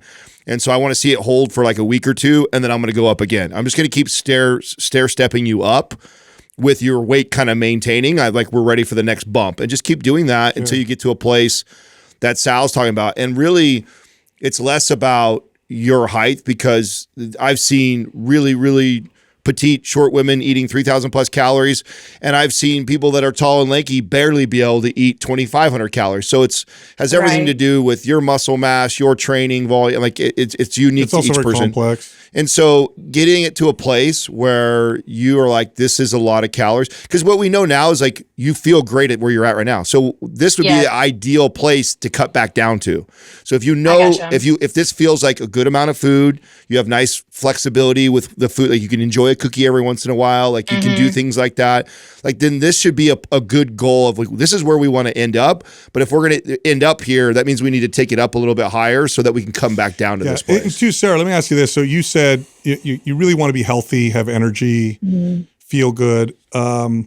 If we look at the whole context of all of that right now, what's happening with you, your energy, your strength, how you can perform at home for your kids, the amount of food that you're able to eat, the way you look, would this be a great place for you to be forever?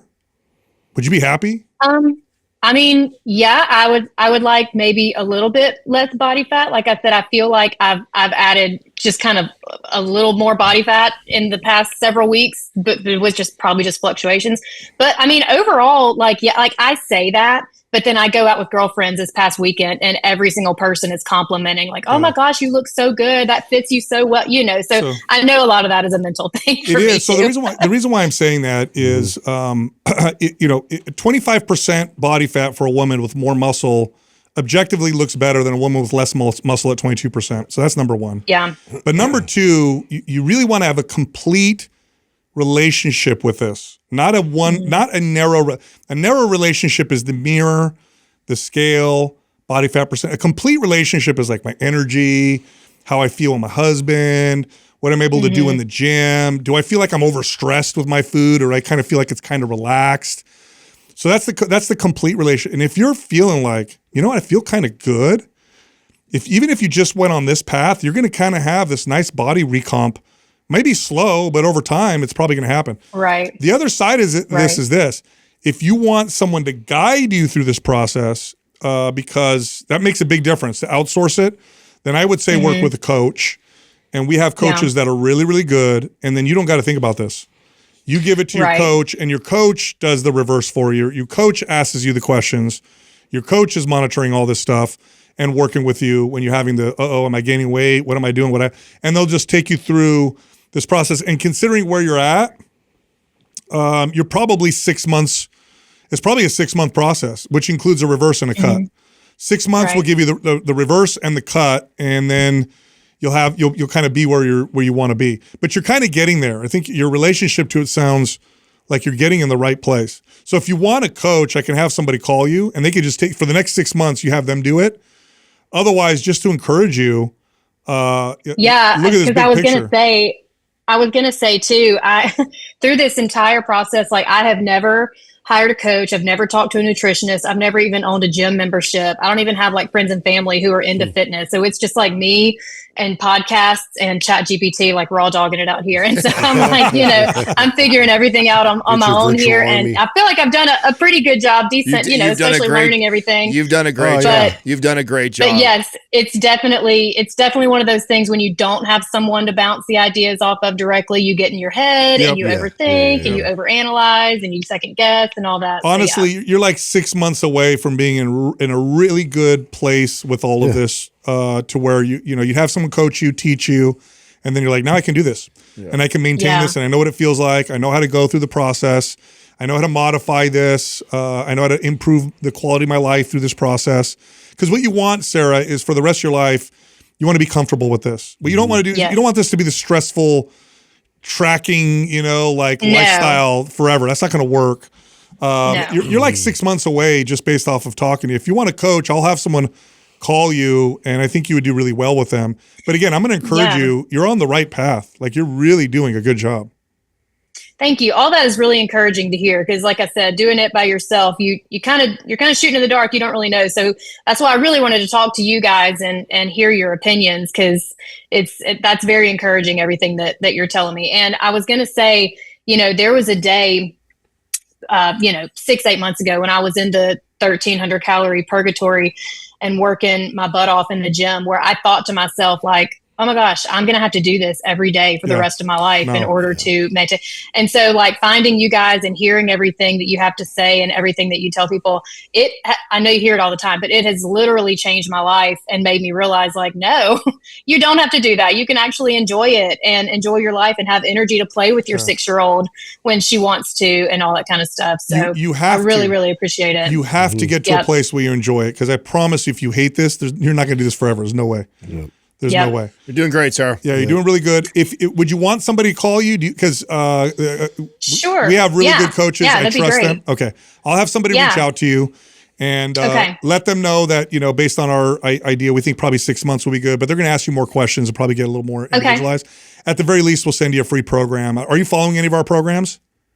I'm not. No. Okay. All right. I'll leave it up to the coach to which one we should send you, but you get a free program regardless. So. Thank you guys so much. Y'all are amazing. Can I say one more thing to you before I go? Yeah. So I want each of you to do me a favor when you go home tonight and give your wives a big hug for me. My husband also owns and operates his own business, so I see how much work and dedication and time and stress and all the things that it takes to do that successfully.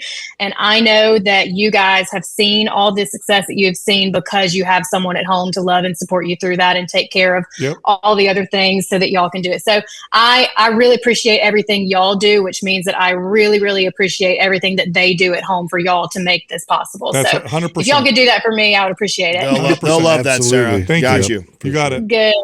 Thank you guys so much. You got it. Take care. Yeah, she got a great attitude. Oh, yeah. And she did a great job so far. Yeah. Great job. Yeah. It is scary. Reverse dieting when you're, she lost over 130. She lost 130 pounds. Yeah. She lost. But she had that little wake up call, which was obviously a blessing. She's feeling the benefits. She has no idea how much better she's going to feel. Oh, yeah. When she keeps moving this direction. I mean, I think she's doing really good. I think the fact that she can even recognize that in this reverse diet, I put on a little bit of body fat, but I don't care. She knows, and she's okay with it. Says a lot about how well she's doing. So I think 6 months is going to give her time to continue to reverse and then cut with a coach. Yeah. She's very coachable. Yes. Yeah. She's very receptive to information. I think she's going to do well going forward. Best use of raw dog I've heard yet so far. I did catch that. Doug doesn't know what that means. That's good. Yeah, I've heard it before. Our next caller is Chelsea from Australia. Hi, Chelsea. Hi, Chelsea. Hey, how are you? How can we help you? First of all, just the usual thank you as everyone else does for everything you guys have done. You guys have helped me through a lot, from like training to even like eating disorders. It's been crazy. So thank you guys. Second of all, so September, October around last year, I was about 76 kilos, super fit, had quite a lot of muscle on me for a female. Dabbled in some retatrutide, lost about 6 kilos, pretty much all muscle because I didn't hit my protein, couldn't train because it killed my drive. I knew better, but I still did it. And yeah, kind of paying the consequences of that, ended up quite like skinny fat. Around January, found out I was pregnant. And then from about January, obviously came off everything. January to April, wasn't training, wasn't really eating, kind of lost my motivation for the gym.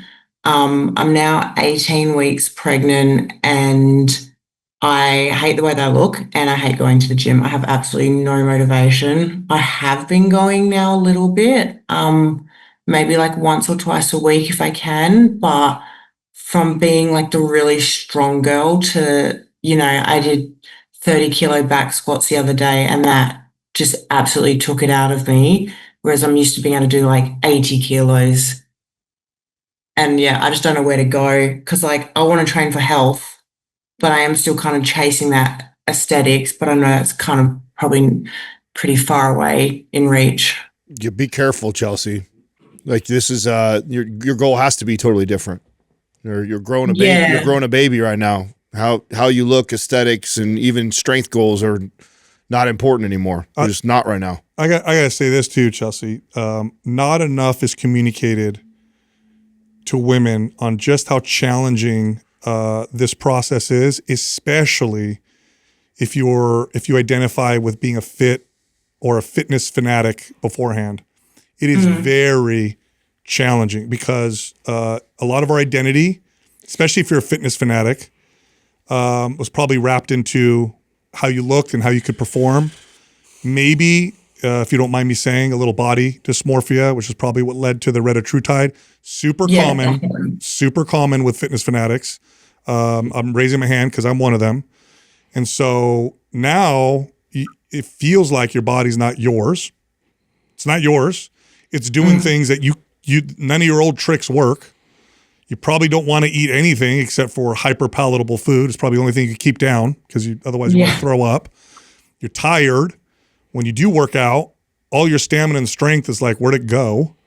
And you're injury prone on top of it. And your hormones are totally different. And so it's this radical, like, who am I?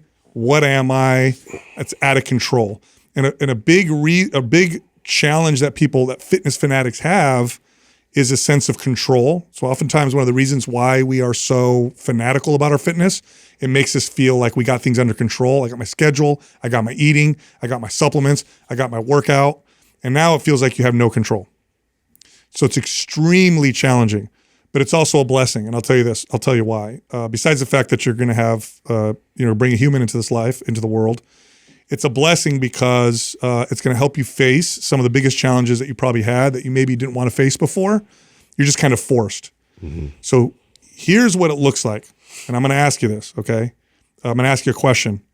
Are you someone who is worthy of being taken care of? Yeah, of course. Well, okay, but really? But what's the answer, really? Yeah. Do you feel that, or do you just know that in your head? No, I do feel it. Okay. I just don't relay that into like gym and fitness, but I relay it into the real world and in other like aspects, definitely, yeah. So that's going to lead you. So if you can tap into that, like if you had a best friend or a sister that is going through exactly what you're going through, you would probably advise them and comfort them and give them empathy in ways that you probably don't give to yourself. And so yeah, definitely. That, if you let that guide you, your fitness and nutrition is going to be exactly what you need. And so what it might look like, your first trimester, or you're kind of in that space, a lot of nausea probably. You feeling that right? Yeah. Okay. Yeah, I've just gone into the second. Okay. So the nausea's finally disappeared and the energy's come back a little bit. Okay. But yeah, the first trimester was like all I did was sleep and vomit basically. Yes. So taking care of yourself during the first trimester probably looked like sleeping, and the only thing I can keep down is pizza, or the only thing I can keep down is, Lucky Charms cereal, or weird, like, I know this. My wife went through it with my daughter. She didn't have it so bad with my son, but with my daughter, she literally had to walk around with a bucket because she was throwing up so often, and she struggled with it. And I'm like, honey, right now taking care of yourself is like being able to hold down food. So I don't care what it is, let's eat it. But now that you're coming out of it, it might look a little different. So you might look, what's going to nourish me? And then when you go to the gym, what you need to think is not what workout I need to do or what body parts I need to train. When you go there, you literally have this conversation with yourself and think, what's going to make me feel better? And maybe that's walking on the treadmill. Maybe that's stretching. Maybe that is lifting weights. And so how long were you working out for before you got pregnant? You're a fitness fanatic. So you've been doing it for a while? 5+ years. Okay. I don't care what your workout looks like if you guide it with what I said. So when you get to the gym, all right, what does taking care of myself look like today? Is it skipping the gym? Is it walking? Is it yoga? Is it 2 exercises and get out? And how do I know I'm taking care of myself? I feel better when I leave. Like I leave the gym feeling better than I did walking in. Let that guide you. Yeah. And then let your body do what it's going to do.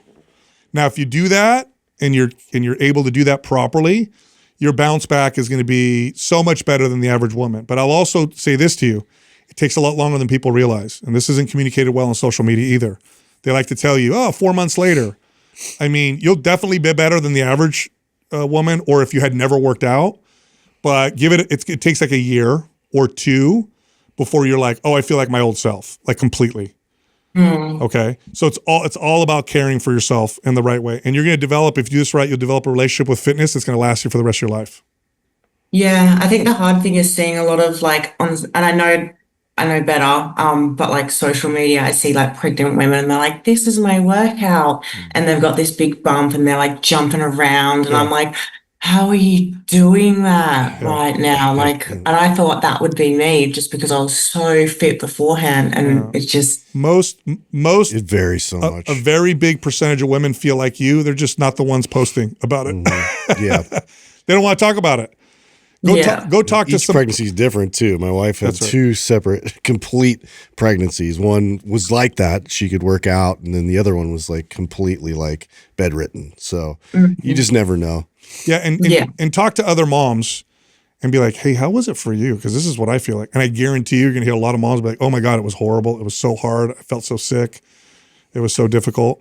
But I will say this, it's better than had you not been a fit person. Like however bad it's been, it'd be a lot worse if you went into it without your fitness background. Yeah, definitely. So that's the context. I'd like to send you a program that has, I think, good workout programming for someone through pregnancy. So if you need some structure and some exercises, I can send you one. Yeah, definitely. I've got anabolics, but that's probably not really appropriate right now. No, starter. Yeah. I'm gonna send you starter. Okay. That's a great one for during and post partum. Amazing. Thank you so much. Okay, and this is gonna be hard, especially for someone who's identifies so strongly with their fitness. But lead with like, okay, how can I take care of myself today? How can I take care of myself today? And that's gonna just kind of help move you through this. And then talk with other women who've had kids, because they're not the ones posting on social media. They're not the ones standing on a soapbox. When you feel great, that's what you want to tell everybody. Nobody wants to talk about how hard it is. But when you sit down and actually talk to other moms, I promise you're going to get a lot of women that are like, oh my gosh, thank you for, yes, definitely. That was really difficult for me. Yeah. Definitely. How does hearing all that make you feel? I guess I kind of knew some of it, but I don't know. I thought maybe they'd be like, I'll just go 3 times a week. That's all you need to do. Or something like that. Like I've tried, I put it in ChatGPT and I'm like, tell me, what do I need to eat? Like I know the answer, but it's like, there's got to be another way. There's got to be like a minimum criteria of what I just should be meeting. But yeah, I guess kind of just resting up and utilizing this time to just train to feel good opposed to trying to still kind of, I guess, Yes. chase somewhat aesthetics. No. Listen to your body. Listen to it. Listen to it. And I've trained pregnant women that were like once a week. This is all I could do. The rest of the week I could do a little bit of walking, and then other pregnancies look totally different. So if you're like, I feel like garbage and I can't move, I think what I'm gonna do is just go for a walk. That's your workout. Yeah. Yeah. I'm studying fitness as well at the moment and should be qualified by the time the baby comes. So Wonderful. can kind of utilize that towards other women. Good. Yeah, this will make you a good trainer for women through pregnancy, which is very, very needed in our space. Awesome. Alrighty. Thank you guys. I really appreciate your help. You got it, Chelsea. Thanks for calling in. No worries. Thanks. All right. Bye-bye. That's tough. Yeah. That's tough, dude. I couldn't imagine getting pregnant and then being like, oh, I can't do all Everything's old different stuff. now. Yeah. I can't get a read if she's going to listen or not. I think she needs to knows. I think yeah. maybe it confirmed it, and I'm hoping that starter will help her a little bit. But here's the deal: she's got no choice Yeah. because if she goes too far, her body's going to shut down. She's going to go to It's not going to bed. do her any favors. Yeah. So Our next caller is Sandy from Connecticut. Hello again. Sandy. How you doing? Sandy. I'm good. How are you? Doing good. welcome back. right. Yeah. All right, Thank you. give us a little update on the Yeah. last 30 Catch days. us up. Yeah, how's it been Yeah. going? What's going on? Thank you so much for having me back. I have to say that the what you a month ago, what I expected to hear was not what I heard, but I think it was exactly what I needed to hear. So thank you. I was really focused last time on all my failures and fears and my setbacks and things. So really turned things around. Your advice really turned things around for me. And I spent this month, just trying to change my thinking. I've gone from focusing on failures, fears, and setbacks to just understanding this is my year for recovery. So, All right. and I'm going to be okay. So, just some updates. So, as far as the retirement stuff goes, I'm just going to read my notes. Keep from babbling too much. Yeah, sure. We went from having no information for so long to being overwhelmed with information this past month. The person that's responsible was finally charged. He did plead guilty. Wow.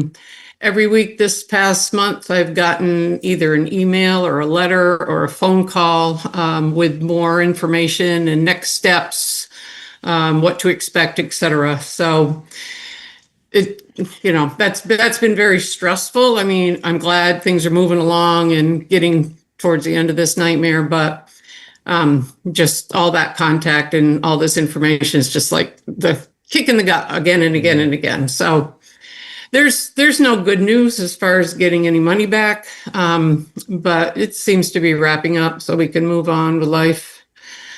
I did reprioritize my goals this past month, as you suggested. I made community and stress reduction number one. I did find a church that feels just right. And it's already brought me a sense of peace and hope again. So that's been great. I need more time to really connect and, form a community there. But I've been going to these services and it's been pretty great.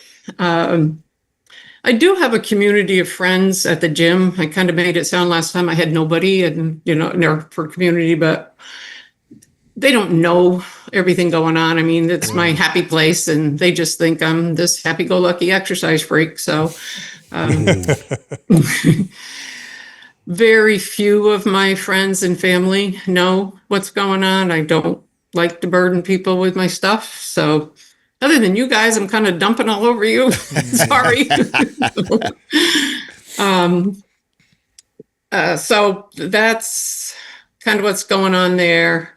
My coach changed my workout based on your advice. I now am doing one exercise in each set and 2-minute rest between each exercise. All right. And Good. Adam, I know you said closer to 5 minutes would be good, but I'm telling you, 2 minutes was an eternity. It always feels that way. All the same people are at the gym around the same time. So, all these guys were coming up and they were like, what are you doing? I've never seen you stand around. Like, usually you're flying around here. And so people were calling me out on this 2-minute thing. Yeah. So I didn't know what to do with myself, but I really, really am seeing the benefit of that. So I just can't stress it. I mean, you guys stress it all the time, the rest, how important it is. And so somebody approached me and said, what's going on that I started walking circles in the gym because I couldn't just stand there and wait for I literally was standing there watching the clock tick down. And so, actually, the other day I was dusting during my 2 minutes, which they appreciate. So this woman who walked up to me, who said, Sandy, what is going on? And I said, listen, you build muscle during recovery, so you need to increase your rest time. That a girl. Yep. So I said, and you need to listen to Mind Pump. And they're like, what's that? And so anyway, that's what's going on there. I really see improvement in my strength, like already in 30 days. It's pretty Beautiful. Crazy. That's rad. I know, my numbers aren't that impressive, but just to give you an example, I'm doing a trap bar deadlift, and I started at 115 pounds. Yesterday, I'm at 150. Whoa. So, that's a huge difference. Awesome. That's a big jump. That's huge. That's huge. Yeah. That's awesome. So I'm pretty proud of that. Yeah, so you should be. Right on. I did do the Volt body scan at the gym, and for a baseline, I didn't look at the numbers. It would wreck me if I did. So Greg didn't let me look. My coach, he has it. He has the printout. The plan is to repeat it in 90 days and then review it and look at it. Good. Smart. Good. So I'm dreading that, to be honest. So true confessions, I have not stopped going to my 2 classes. You said the intensity was a bit much, but honestly, it's my crack. So they're my people. I'm still going. Okay. I did miss 1 week and not, I had to for work. And my phone was blowing up. Where are you? Where are you? Oh, that's nice. So that's nice. So I'm not ready to give that up. I did watch the video on the MAPS Prime webinar. Doug, you're a beast. Holy cow. You're a hard act to follow. I was a bit surprised. I failed miserably. Let me tell you, Justin, it was not good. It's okay. Everybody does in the beginning. So I like that you kept saying 90% of the people, don't do great. I was surprised how hard it was to put my arms up straight on the wall. My back arches so much and my lower back pain is a huge problem. So I would say I was a good foot from the wall with my arm. And yesterday I was about 3 inches. So I'm getting there. Nice. Wow, progress. Nice. But I have not been practicing consistently at home like I should. So that's still a top priority to keep going with that. Have you noticed any reduction in pain a little bit or no, not yet? Pardon me? Have you noticed any reduction in pain yet? Yes, I have. No, as a matter of fact, I have. That's really great. have. So, amazing. Yep. Keep going.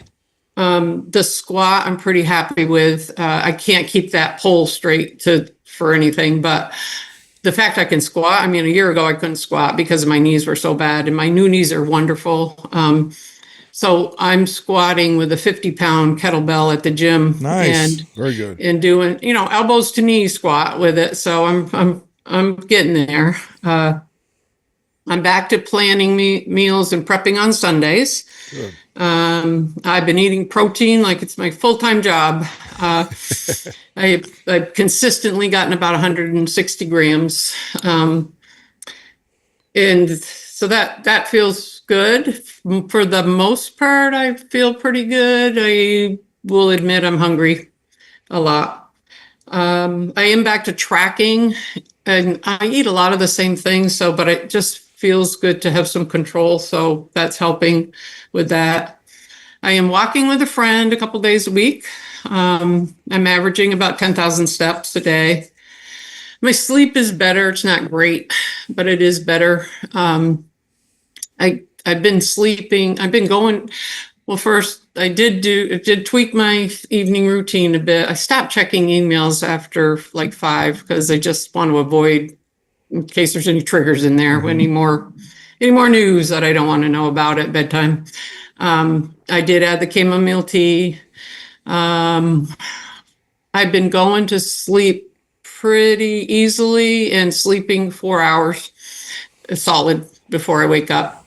I may or may not go back to sleep after that. Most of the time I do.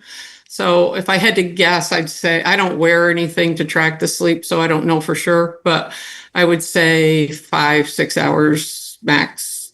Okay. And it's not solid, but so that's better. Not great. So anyway, overall, I think I've made progress, and I don't feel so hopeless anymore.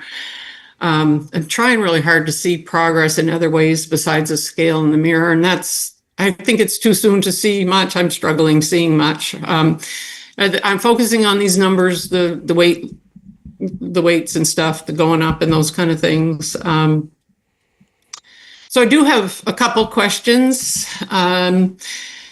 Do you think 90 days is too soon to redo the body scan and look at results? If anything else I could do for my lower back pain, and just a reminder that's the pain is the degenerative scoliosis. I have arthritis in the spine and lower lumbar disc disease.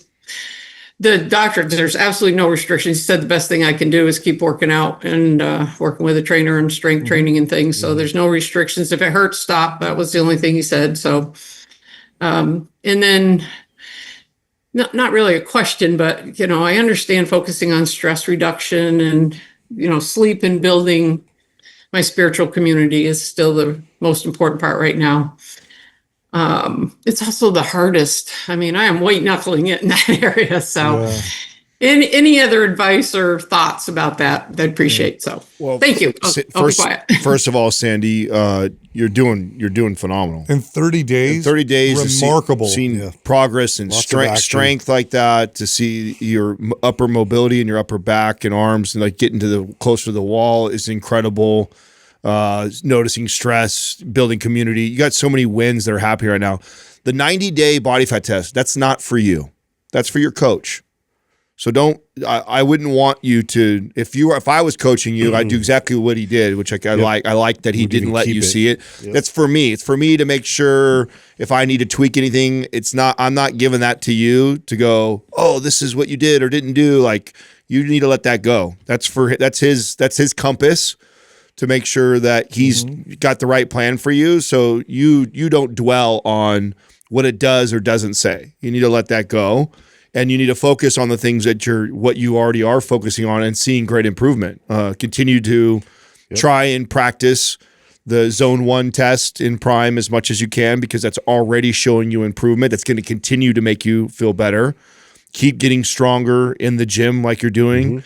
You're walking, all those things are great. I wouldn't take the the crack classes from you yet, because I think that part of community is valuable to you. So but I would continue to point out to you, notice what happened when you gave yourself 2 minutes rest. Look how strong you got in 30 days. Keep leaning into that. You're going to see continued progress that way, but you're doing a hell of a job. You're stacking wins right now. Yeah, you're doing a great job. Doing so good. So we saw you 30 days ago, and you're very coachable, and you're doing phenomenal. So I think I can add a couple more coaching tips now moving for the next 30 days. So one, find something you enjoy to listen to or do for your rest periods when you're strength training. If you're sitting there watching the clock, you're going to hate it.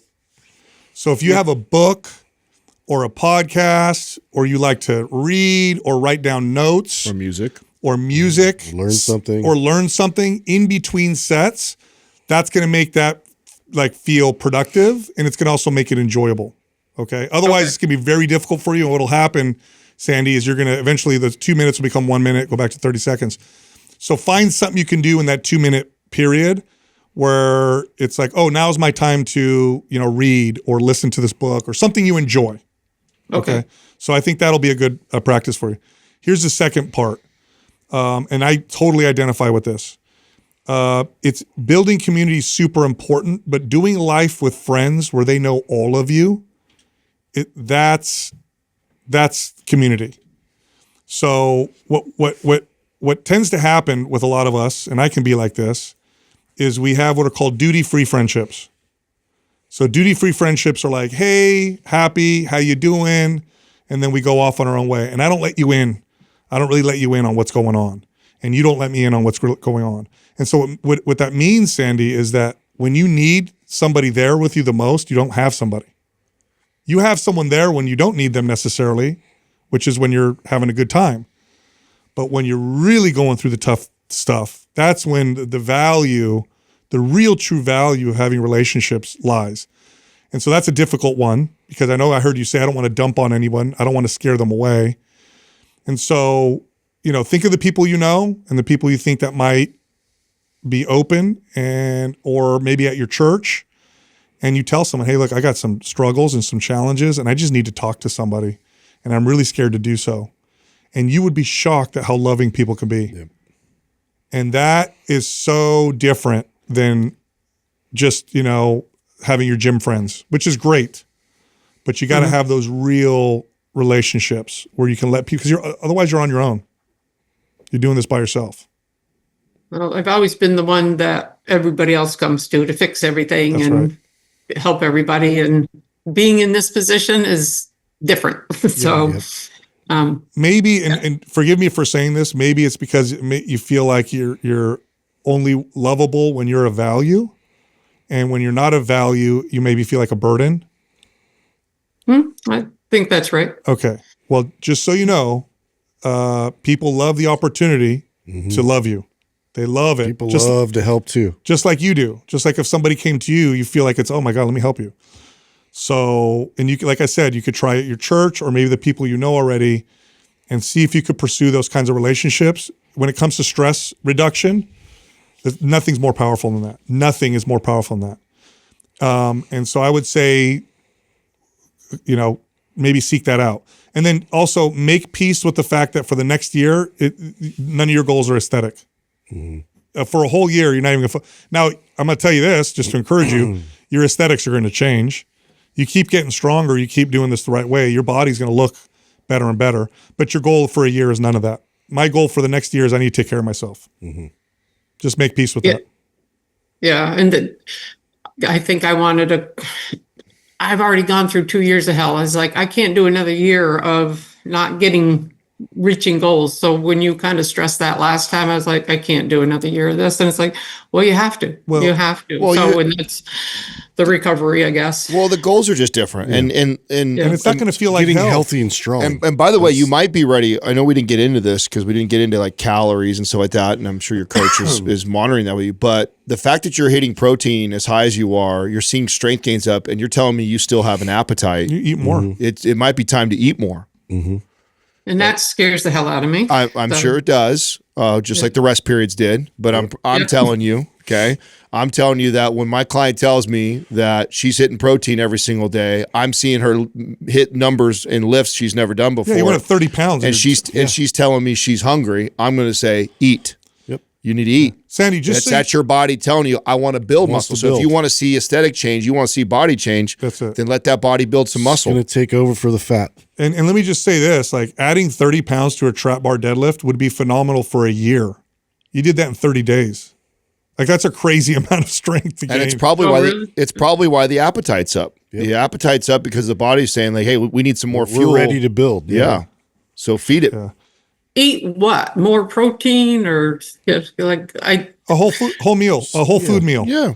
Protein, something healthy, something like what you were already eating. Just eat another meal, more portion, or make your portions a little larger. That's all. Okay. Yeah, but look, let me rephrase. Let me put something in a different context that will help you. If somebody reduces the amount of stress in their life or is able to reframe the stress to add meaning to it, and then deepens the relationships with people, is that more enjoyable or less enjoyable? Is that a better quality of life or a worse quality of life? Definitely better. So you just went through hell. Yeah. The next year is not going to be hell. No. It's going to be enjoyable. It's going to be better. But you got to do those things that are scary, like let people in and take your eyes off of the aesthetics. And it's going to feel so much better. It's going to be way better. Yeah. I mean, I still did freak out on about, how to get through these years with my nest egg gone, but. Well, it's a really scary by yourself. Yeah. Yeah. Let some people want to help. So let some people in. Let some people in. Maybe one person or two people for the next 30 days if you can, and start deepening those relationships. You're very lovable. Yep. I barely know you, and I like you. So our audience loves you. By the way, you know how many emails we got after our first episode? Did you look at your episode to see the comments underneath on YouTube? No. Okay, go on YouTube, find your episode, go read the comments. That's your homework. So last week a couple weeks ago, I was driving to New Hampshire for a work meeting, and it came on the radio. I always listen to you guys. You're always in the car with me, like I told you, but I was listening and it came on. I was like, oh my God. That was wild. And I heard a lot of things I didn't hear the first time, honestly, because I was, yeah. So Sandy, that was cool. But no, I didn't know. Yeah. Okay. Are you in our private forum? No. Oh, yeah, put her in there right now. Yeah, we need people to talk. I got homework for you. Yep. Okay. So 3 things. Find something to do that you like on your rest periods. Not dust. Not, actually, you could dust. You could dust. Yeah, I'm sure the owner of the gym appreciates that. Listen, if you're a psycho and you think and dusting is enjoyable, go for it. I feel like you just want to be busy, but that's fine. Sure, if you want to, but find something enjoyable that really feeds you on your in your rest periods. Try to deepen some of your relationships, and then here's your third assignment. This one I want you to do right after you get off here with us is I want you to go on the private forum. Doug's going to give you access to it. It's on Facebook.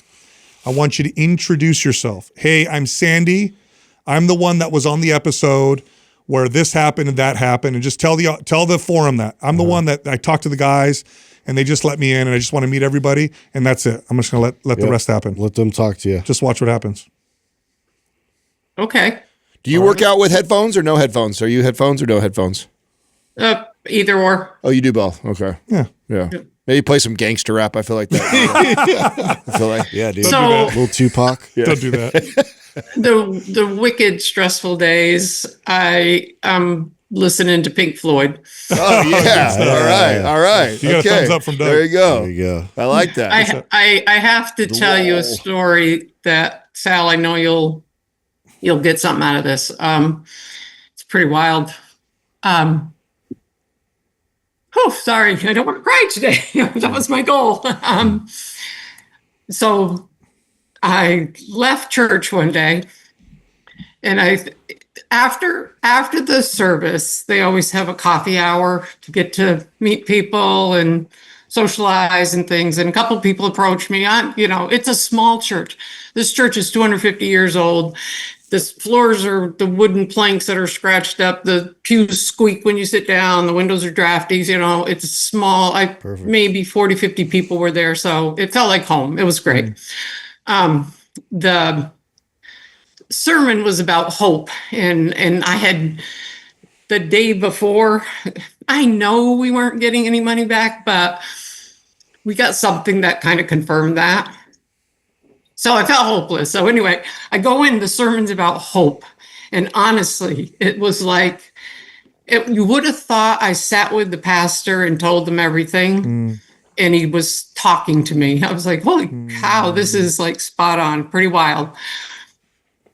I leave, I'm in my car, and I was thinking, why did I not go to the social thing? I haven't done that yet. And this is where I'm going to build my community. I'm failing, and I was like, I am white knuckling it through this part, hanging on my steering wheel, and that phrase white knuckling, it came to mind. I had on a rock station. I was listening to Bob Seger and Pink Floyd and all my stuff. Carrie Underwood came on the radio. It's country on that station is unheard of. And she was playing and she sang, let Jesus take the wheel. Wow. I was like, okay, that's a sign. Wow. Right? I was like, That's that's crazy. Yeah. Well, if the guys don't get annoyed at me, I'm going to just preach to you a little bit. Remember when Jesus was washing the feet of his disciples and one of them said, "No, I'm not going to let you wash my feet." And he said, "If you don't let me wash your feet, you'll have no part of me." That's the part of us that we don't want to let people in. It's the dirtiest part. It's the part that's dark. We want to hide it. And so you let people in. Let people in. That's how you get those relationships, and that's how you're going to get some of this. That's how you're going to feel supported, Sandy. You can't be by yourself. We're not made to be by ourselves. Yeah, I have a couple of very, very close friends that, they know everything. But I worry that I make them worry about me, and nobody needs to worry about me. I'm going to be fine. This too shall pass, and I'll white knuckle it through, and so I'm careful what I share. Yeah, but you know what's more stressful? When people guess. Yeah, that's true. I know with my kids, when they don't tell me things, I'm more worried than when I know. So it's a myth.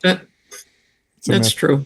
Go in the forum. Go post in there right now. Tell them your whole story, because I know a lot of people in there are looking for you. Yep. Okay. And we're going to see you in 30 days. Yep. All right. Thank you so much. Thanks, See you, Sandy. Thanks. Take care. It's just so much better than last time. Yeah. Wow. No, huge progress. Dude, 30 days Just gotta progress. keep pumping her up. I mean, I hope she realizes like what a win that was in just a 30-day period. 30 days, yeah. And remember the people in the awesome. forum were like talking about her? Yeah, That's why I was like, oh gosh, she's got to get in there because people are Total looking. good call, yeah. I think they want to I'm surprised we didn't do that the first time. communicate. I guess we forgot. Yeah, we're just probably tied up in her Yeah. conversation. Didn't think about it. But I can't wait to talk to her in 30 days. She's going to do all right, man. Our next caller is Parker from Georgia. What's up, Parker? How you doing, What's Parker? happening? Hey guys, how's it going? Good, man. How can we help you? I appreciate you having me on. I am going to read my question to you. All right, so some background on me. I did not start lifting seriously until my senior year of college, and I learned powerlifting style training from a friend, ran programs like 5x5, 531, things like that. I was able to hit lifts of a 405 deadlift, 385 squat, and 250 bench, which is nothing special, but I enjoyed hitting those numbers. Then life happened, multiple kids, demanding job, inconsistent sleep, training, and diet. Over the past 4 years, I've inconsistently run some MAPS programs and just kind of tried to keep training as much as I can, but it's been highly inconsistent. I'm in a much better season of life now. I can reliably train 3 days a week. I get good sleep. I'm working on improving my protein and movement. But my question is, as an intermediate lifter who still has okay strength, how should I approach progression? For example, I can still pull 300 by 5 on a deadlift whenever I want to, but then it beats me up pretty significantly.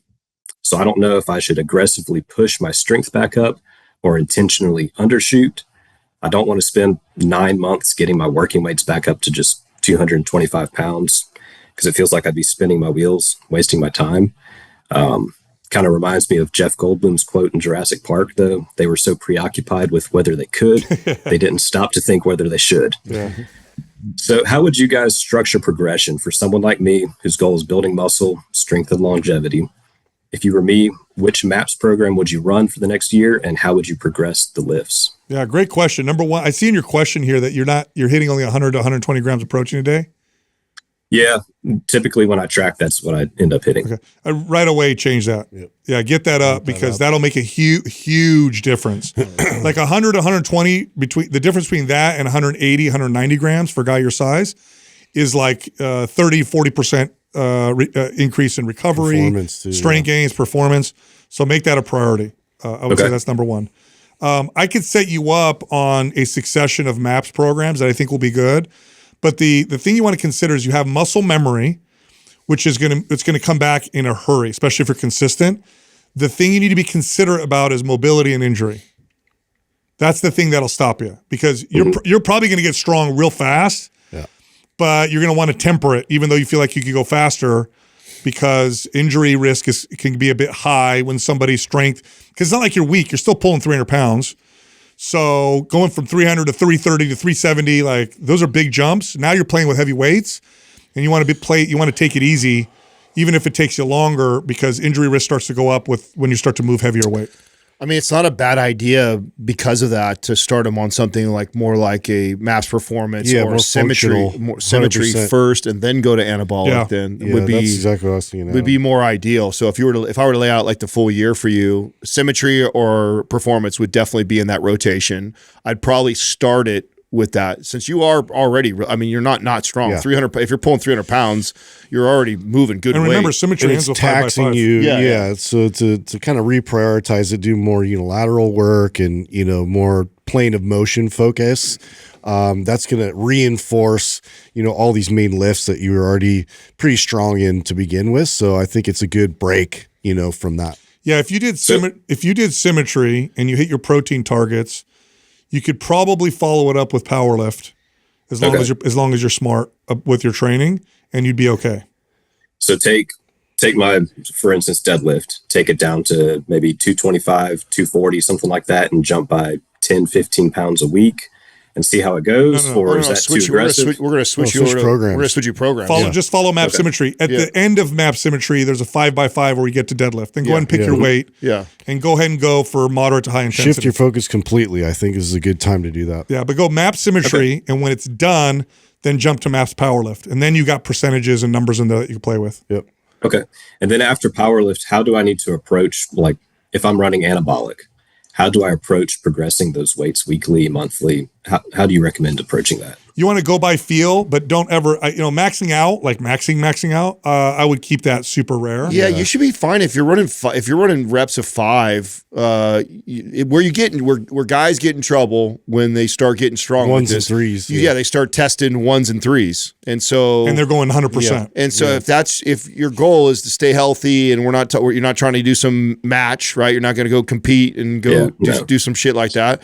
Then there's no real reason for you to push 1s and 3s unless you feel amazing and you just want. But I would avoid that if your main goal is health, longevity, and you're going that direction. It's just stick with 5s. If you're running 5x5 type of protocol, you're moving a weight that you easily can do singles, doubles, and triples with. So you should be okay. And if you do a good job of doing programs like symmetry and performance, as long as you get those in you every year, you're gonna bulletproof yourself. And just to add to that, you would do 5 reps with a weight you could probably do 8 reps with. So that helps you judge the intensity. Mm-hmm. Okay. So you're not doing 5 with what you can max out with 5. So that's where you start to get into trouble. Leave like 2 in the chamber. Yeah. Yep. So doing that plus the protein, I'll still build muscle and be just fine. Yes. I don't have to be ratcheting it up too much. No, dude. No. Your strength is going to go up. You're going to get stronger. Okay. For sure. Yes. But it would be symmetry, hit your protein targets, follow them with MAPS Powerlift. And I think you're going to be great. Excellent. Well, that was easy. Yeah, you got it, dude. I'll send you symmetry. I appreciate it, guys. We'll send you symmetry right now if you don't have it. I think I've actually already got it. Do you have Powerlift? Oh, cool. I've got a lot, so I may actually do performance instead of symmetry. Okay. I'm okay with that. Either one of those would be great. Yeah, both those. Either one of those would be great. It's a good rule. A good rule of thumb. I don't know if you've heard me talk about in the podcast. Is just once a year, one or the other. One of those programs should be in everybody's rotation, in my opinion. I don't care what your goal is. Mm-hmm. I think running either symmetry or performance once a year should be in everybody's rotation. Okay. Yep. Well, that's good advice. I appreciate it, guys. You got it, man. All Thanks right, for calling Thank you for your time. Thank you, man. Have a good one. Yeah, that's good. It's the challenge, just for people listening. When you got muscle memory, it's one thing to have muscle memory and not be like really strong for your weight. He's pulling 300 still. He'll be adding 30, 40 pounds really quick if he's consistent, hit his protein target. And then you got to be careful with injury risk. Yeah, and you're running, this program and you're noticing these lifts and you're starting to feel restriction and pain. And this is something to really pay attention to. And this is where we need to kind of shift and alter our focus. So, yeah, that's where like a symmetry or a performance comes in, because it's going to address a lot of those variations that you need to address. Totally. All right, I know you liked that episode. If you did, check this one out. Shredded, ripped, defined, single-digit body fat. Yes. You want to get there? Let's talk about it. Difficult. And is it worth it? That's a follow-up question. Yeah. First off, we got to say that, so single-digit body fat, obviously, body fat percentages that can be represented by one digit, like 3%, 5%, 6%, 9%. That's ripped for men. For women, add 10%. Yeah, exactly. You go up about